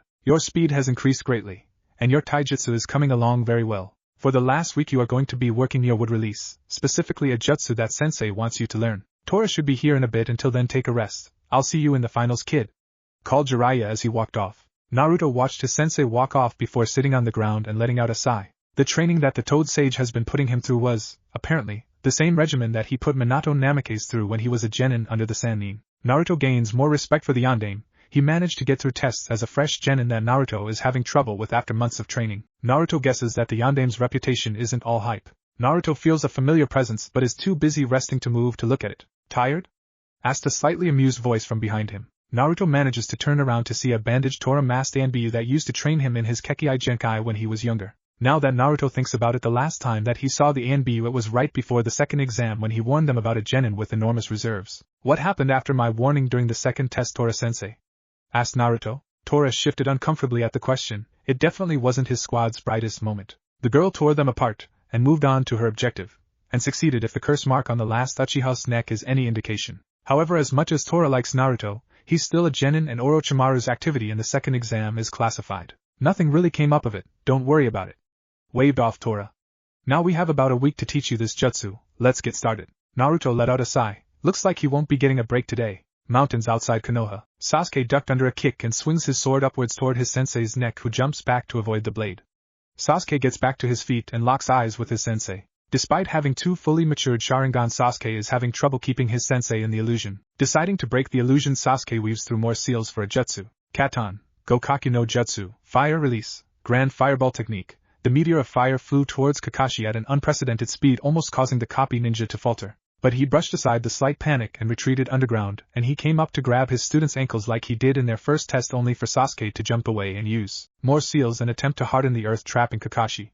It was a wasted effort, as Kakashi's control over the earth element was far superior. Kakashi broke through the ground and charges at his student with two kunai at the ready. Sasuke charges forward with his sword in a reverse grip. He blocked the first kunai and dodges the second before kicking Kakashi in the chest and flashing several seals for a new jutsu he's been working on. Kakashi watches with his Sharingan as Sasuke's whole body glows with chakra before a similar sound starts to emanate from him. Kakashi is still to close and is hit by several bolts from the jutsu and holds up his hand to stop the spar. Sasuke lets out a breath and clutches his side in pain. His Chidori Nagashi, Chidori stream, is still in its early stages and hurt him a little while he was using it. Kakashi looks at his student with pride in his eyes. From what he understands about the jutsu is that it's the Chidori channeled throughout his entire body as a widespread attack. It's genius. Very interesting jutsu. Kakashi eyes Sasuke's bleeding side. I would recommend more chakra control and lightning manipulation training before you use it in the field. Judging by the effects of the jutsu, it will leave you vulnerable afterwards. Sasuke nods and takes a seat on a rock to rest. What next? Kakashi sits down next to the Uchiha with a grunt before his palm glows green and he starts to heal his chest where a few bolts hit him. With more control, that could be an incredible jutsu. And like I said the last week, we are going to go over your arsenal completely and see what we can improve or add, as well as spar every day. Sasuke nods his head and eats a soldier pill to get ready for more training, making Kakashi sigh. Day of the finals, Konoha Arena. Hiruzen watches from the Kage booth as the civilians and ninja from his village all file into their seats to watch the up-and-coming shinobi fight it out for their promotion to Chunin. It fills him with pride that his village can still enjoy such things so soon after the last war and Kyuubi attack, and that the will of fire is still so strong after everything this village has gone through. Turning his eyes to the arena floor, he looks to the blonde Senju. Hiruzen smiles at the young boy. He's come a long way from the lonely 6-year-old boy he once knew. Talking with the Senju is the last loyal Uchiha. Hiruzen sends an apology to the boy. He hopes that the sound Uchiha can overcome his demons and live happily. But Hiruzen isn't foolish enough to think that will happen. With all of the contestants in the arena, he sends a thank you to the squads of ANBU that brought Kakashi and Sasuke to the village on time. The third sends the signal to Genma, who is on the arena floor, to start the tournament. On the arena floor, Genma clears his throat. Welcome to the Chunin Exam finals. First up we have Naruto Senju vs Niji Hyuga, announced Genma. Okay, everyone else go up to the viewing area, said Genma to the remaining genin. Sasuke walks up to Naruto and eyes him for a moment. Finish it quick. This fool doesn't deserve to be the main show. That honor is ours, said Sasuke before he left to the viewing area. Naruto smirked at his friend's excitement for their fight. I shouldn't, but I want to give you the opportunity to give up. Fate has decreed that I beat both you and the Uchiha. Sneered Niji. Naruto holds in a snort. This stick in the mud really thinks highly of himself. Or we can fight, replied Naruto. So be it, returned Niji. The Hyuga genius activated his Byakugan and took his stance. Naruto took in the Hyuga stance and watched for a moment, contemplating his attack method. He knows he'll have to attack first, which isn't something he's against anyway. Naruto takes a breath and flickers towards the stationary Hyuga, going for a high kick. Niji, caught off guard by the speed of the attack, ducks under the attack and tries to strike Naruto's chest. Niji's attack was redirected, and the Hyuga jumps back to get some space. Naruto sees that Niji is on the retreat, and weaves seals for the Suiton. Sudanya, water release, water severing wave. The stream of water speeds towards Niji, and the Hyuga only has one option to avoid being run through by the beam of water. Niji starts to spin until his chakra makes it look like he is inside of a dome of pure chakra. Hayashi in the stands looks shocked that a member of the branch family could teach themselves the jutsu. The water from the jutsu just bounces off the dome. Impressive, thought Naruto. He didn't think that Niji knew something like that, which makes his ninjutsu useless since he can negate his attacks. Naruto throws a shuriken and uses Shuriken Kage Bunshin no Jutsu, Shuriken Shadow Clone Technique, to create a wave of shuriken, making Niji repeat his defensive technique. While Niji was spinning, Naruto sent a clone underground and waited for Niji to finish. Niji finished spinning and had a cruel smirk on his face. Understand now? You can't beat me. Fate has already decreed me the victor. Naruto didn't bother saying anything and started building chakra inside of his body to look like he was preparing a jutsu. Niji focused on the blonde, but he didn't notice the pair of hands come up from the ground under him to grab his ankles and pull him underground up to his neck. Over-reliance. All Kekkei Genkai wielding shinobi, especially Dujutsu wielding shinobi, are over-reliant towards their bloodline. You are no different, either am I, though I'm working on it. All I had to do was make you focus on me and attack from an area you least expect it. Hopefully you can overcome your shortcomings with that fate stuff, because I wouldn't mind sparring with you more, said Naruto before walking off the field. Genma announced that he was the winner, and the crowd went wild. Naruto can make out a few voices that makes him smile, notably his Obasan and Nei-chan. Kagabuth. Hiruzen smiled at his favorite blonde and mentally nodded at the advice regarding Kekkei Genkais. Most shinobi with them always rely too heavily on them, something he's taken advantage of in the years he's been a shinobi. What an interesting boy. Shame he didn't use his Kekkei Genkai. That is one of the main reasons I'm here, to see the legendary wood style in action, commented the Kazekage. Well, the tournament isn't over yet, replied Hiruzen. How wrong you are, sensei, thought Orochimaru evilly. Audience, Tsunade isn't one for restraint, so she's cheering as loudly as she can for her favorite genin. Shizen is right next to her, clapping away. He sure has come far from the little boy who was so excited to be a ninja. How's Tsunade-sama? Commented Shizen with a smile. Tsunade smiled. She remembers training a little ball of energy every chance she could just to spend time with the little knucklehead, and seeing him steal the show in his Chunin finals fills her with pride. Not to mention all of the work he has been putting into the hospital on top of everything. She couldn't be any prouder of her little Naruto-chan. He sure has. The rest of the rookies in the audience clap and cheer for their teammate beating out last year's top rookie. Tenten looks at the field with shock. I can't believe it, Niji lost. I knew that the blonde was good and all, but Niji is a genius. Amazing, thought Tenten with shock. Lee cheers for Naruto while feeling bad for his teammate and rival, even though he wanted to be the one to do it. Lee is glad that someone might have humbled Niji. Naruto-kun, I can't wait to train hard and challenge you to a youthful spar soon, Lee thought with youthful fires in his eyes. Contestant booth. Sasuke silently smirks at Naruto. The Hyuga turned out to be all talk, couldn't even push Naruto to use his Mokuton. But it's not too surprising, Naruto and I are in another league, these fools are nothing, thought Sasuke before jumping down to the arena after hearing the proctor call his name. Shino, Ino and Shikamaru clap for their classmates/teammates' victory, while the Sand Trio look on unimpressed at the display. Arena floor. Are the contestants ready? Asked Genma. Seeing both give minuscule nods, he starts the match. Sasuke wastes no time and activates his Sharingan. He isn't foolish enough not to have that ready. He remembers what the Sand Genin did to Rock Lee. Sasuke unsheathes his sword and charges, and not using any chakra flow to enhance it yet. Gaara looks on unimpressed. To him, the Uchiha isn't worth fighting. Sasuke runs forward at an impressive speed before blurring away and goes for a stab in the side that is blocked by the sand. Sasuke hissed and backed away. His sand is faster than I thought, and I'm nowhere near the speed Lee was using after opening the gates. Ninjutsu it is, thought Sasuke before flying through hand seals. Katon, Gakido Nami Guzen Furu, fire release. Roaring wave of majestic fury. His already powerful jutsu is even wider and stronger than it was in the forest thanks to the chakra training that Sasuke went through during the month. The enormous wave of flames completely engulfs Gaara and spreads 8 meters wide and 5 meters high. Everything touched by the fire is turned to ash, including the trees in the arena behind Gaara. Audience. Tsunade raises her eyebrows in surprise. She's never seen that jutsu and is impressed that Sasuke has such control over it. But she looks at the fire worriedly. Gaara might lose control if he is too injured, and who knows what will happen with their relationship to Suna if they kill their only Jinchuriki. Then the blonde frowns. It would be their fault for sending an unstable Jinchuriki in the first place. The rookies look at the enormous jutsu in awe, such power. They all thought together, while watching the A-rank fire jutsu burn the arena to ash. Kage booth. Hiruzen looks at the arena with worry. The amount of money to fix the walls and ground will surely cause a headache and a half. No, he can just make Naruto do it. Now with his spirits raised, Hiruzen looks at his wind counterpart. An interesting match so far, Hokage Dano. Your genin sure posses some powerful jutsu, commented the Kazekage. Hiruzen nodded with a small smile on his face. Contestant booth. Show-off, thought Naruto watching his friend. The rest in the viewing booth either looked worried in the case of the Suna ninja or bored in Shikamaru and Shino's cases. Ino has a shocked look at the power her former crush has, before looking at Naruto with surprise. And Naruto is the stronger of the two. Arena floor. I doubt he's dead, but hopefully this is over, thought Sasuke before ending the jutsu. The fire dissipates and the ground and trees are ash, and in the middle is a dome of sand that the front is completely glass. Seriously, you are the most boring person to fight, you know that, commented Sasuke. It pissed him off that Gaara didn't even go in the offense. Sasuke charges in again with his sword before channeling pure Chidori through the blade. As Sasuke approaches the dome of sand, it starts to shake and break apart. Glass starts flying at him and Sasuke uses his eyes to follow the glass and either dodge or slice apart with his sword. As he nears Gaara, sand starts to fly at him in waves. Sasuke using his agility to duck and dodge the sand before he is within range and sends the sword forward. Gaara uses sand to block the strike, but it's for naught as the blade pierces the sand with ease and stabs Gaara in the chest. Sasuke smirks at drawing first blood.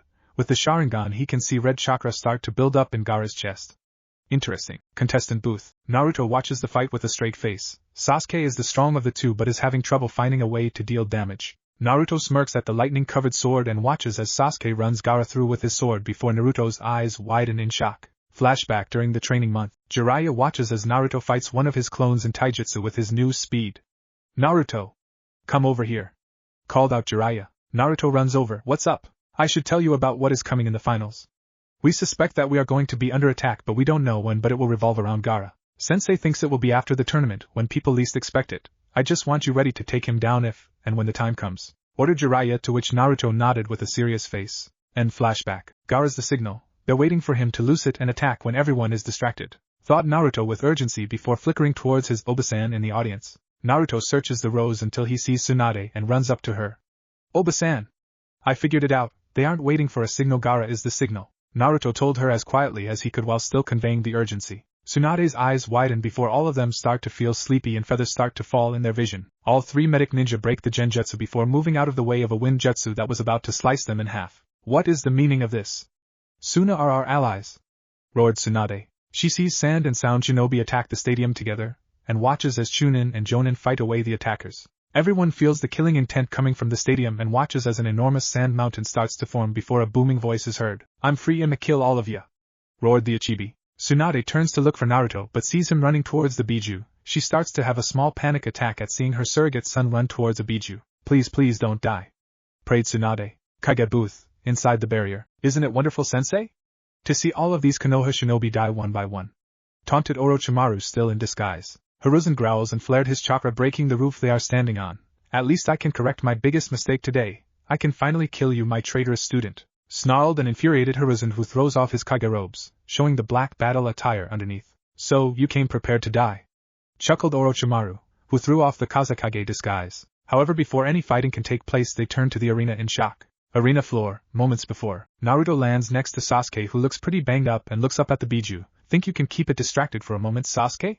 Asked Naruto. Sasuke takes a breath and nods while building chakra for a jutsu to take the Biju's attention away for anything else. While Sasuke is distracting the Ichibi, Naruto is working his way through 57 hand seals for his newest jutsu. Hokage Shikijijuen Jutsu, Kakuan and Sway Shu, Hokage-style 60-year-old technique, enclosed hermitage entering society with bliss-bringing hands, which shoots up from the ground and wraps around the Ichibi and holds it in place. This chakra. Show yourself, tree user, roared Shikaka, thinking it was Hashirama coming to take him again. Naruto flares his chakra and starts step 2, he starts cleansing the Biju's chakra and subduing it. A little more, just a little more, thought Naruto with sweat dripping down his face, struggling to subdue the Biju. Shikaku starts thrashing around and roaring but can do anything and slowly starts to break apart, leaving only Gaara laying on the ground unconscious. Naruto smiles before passing out.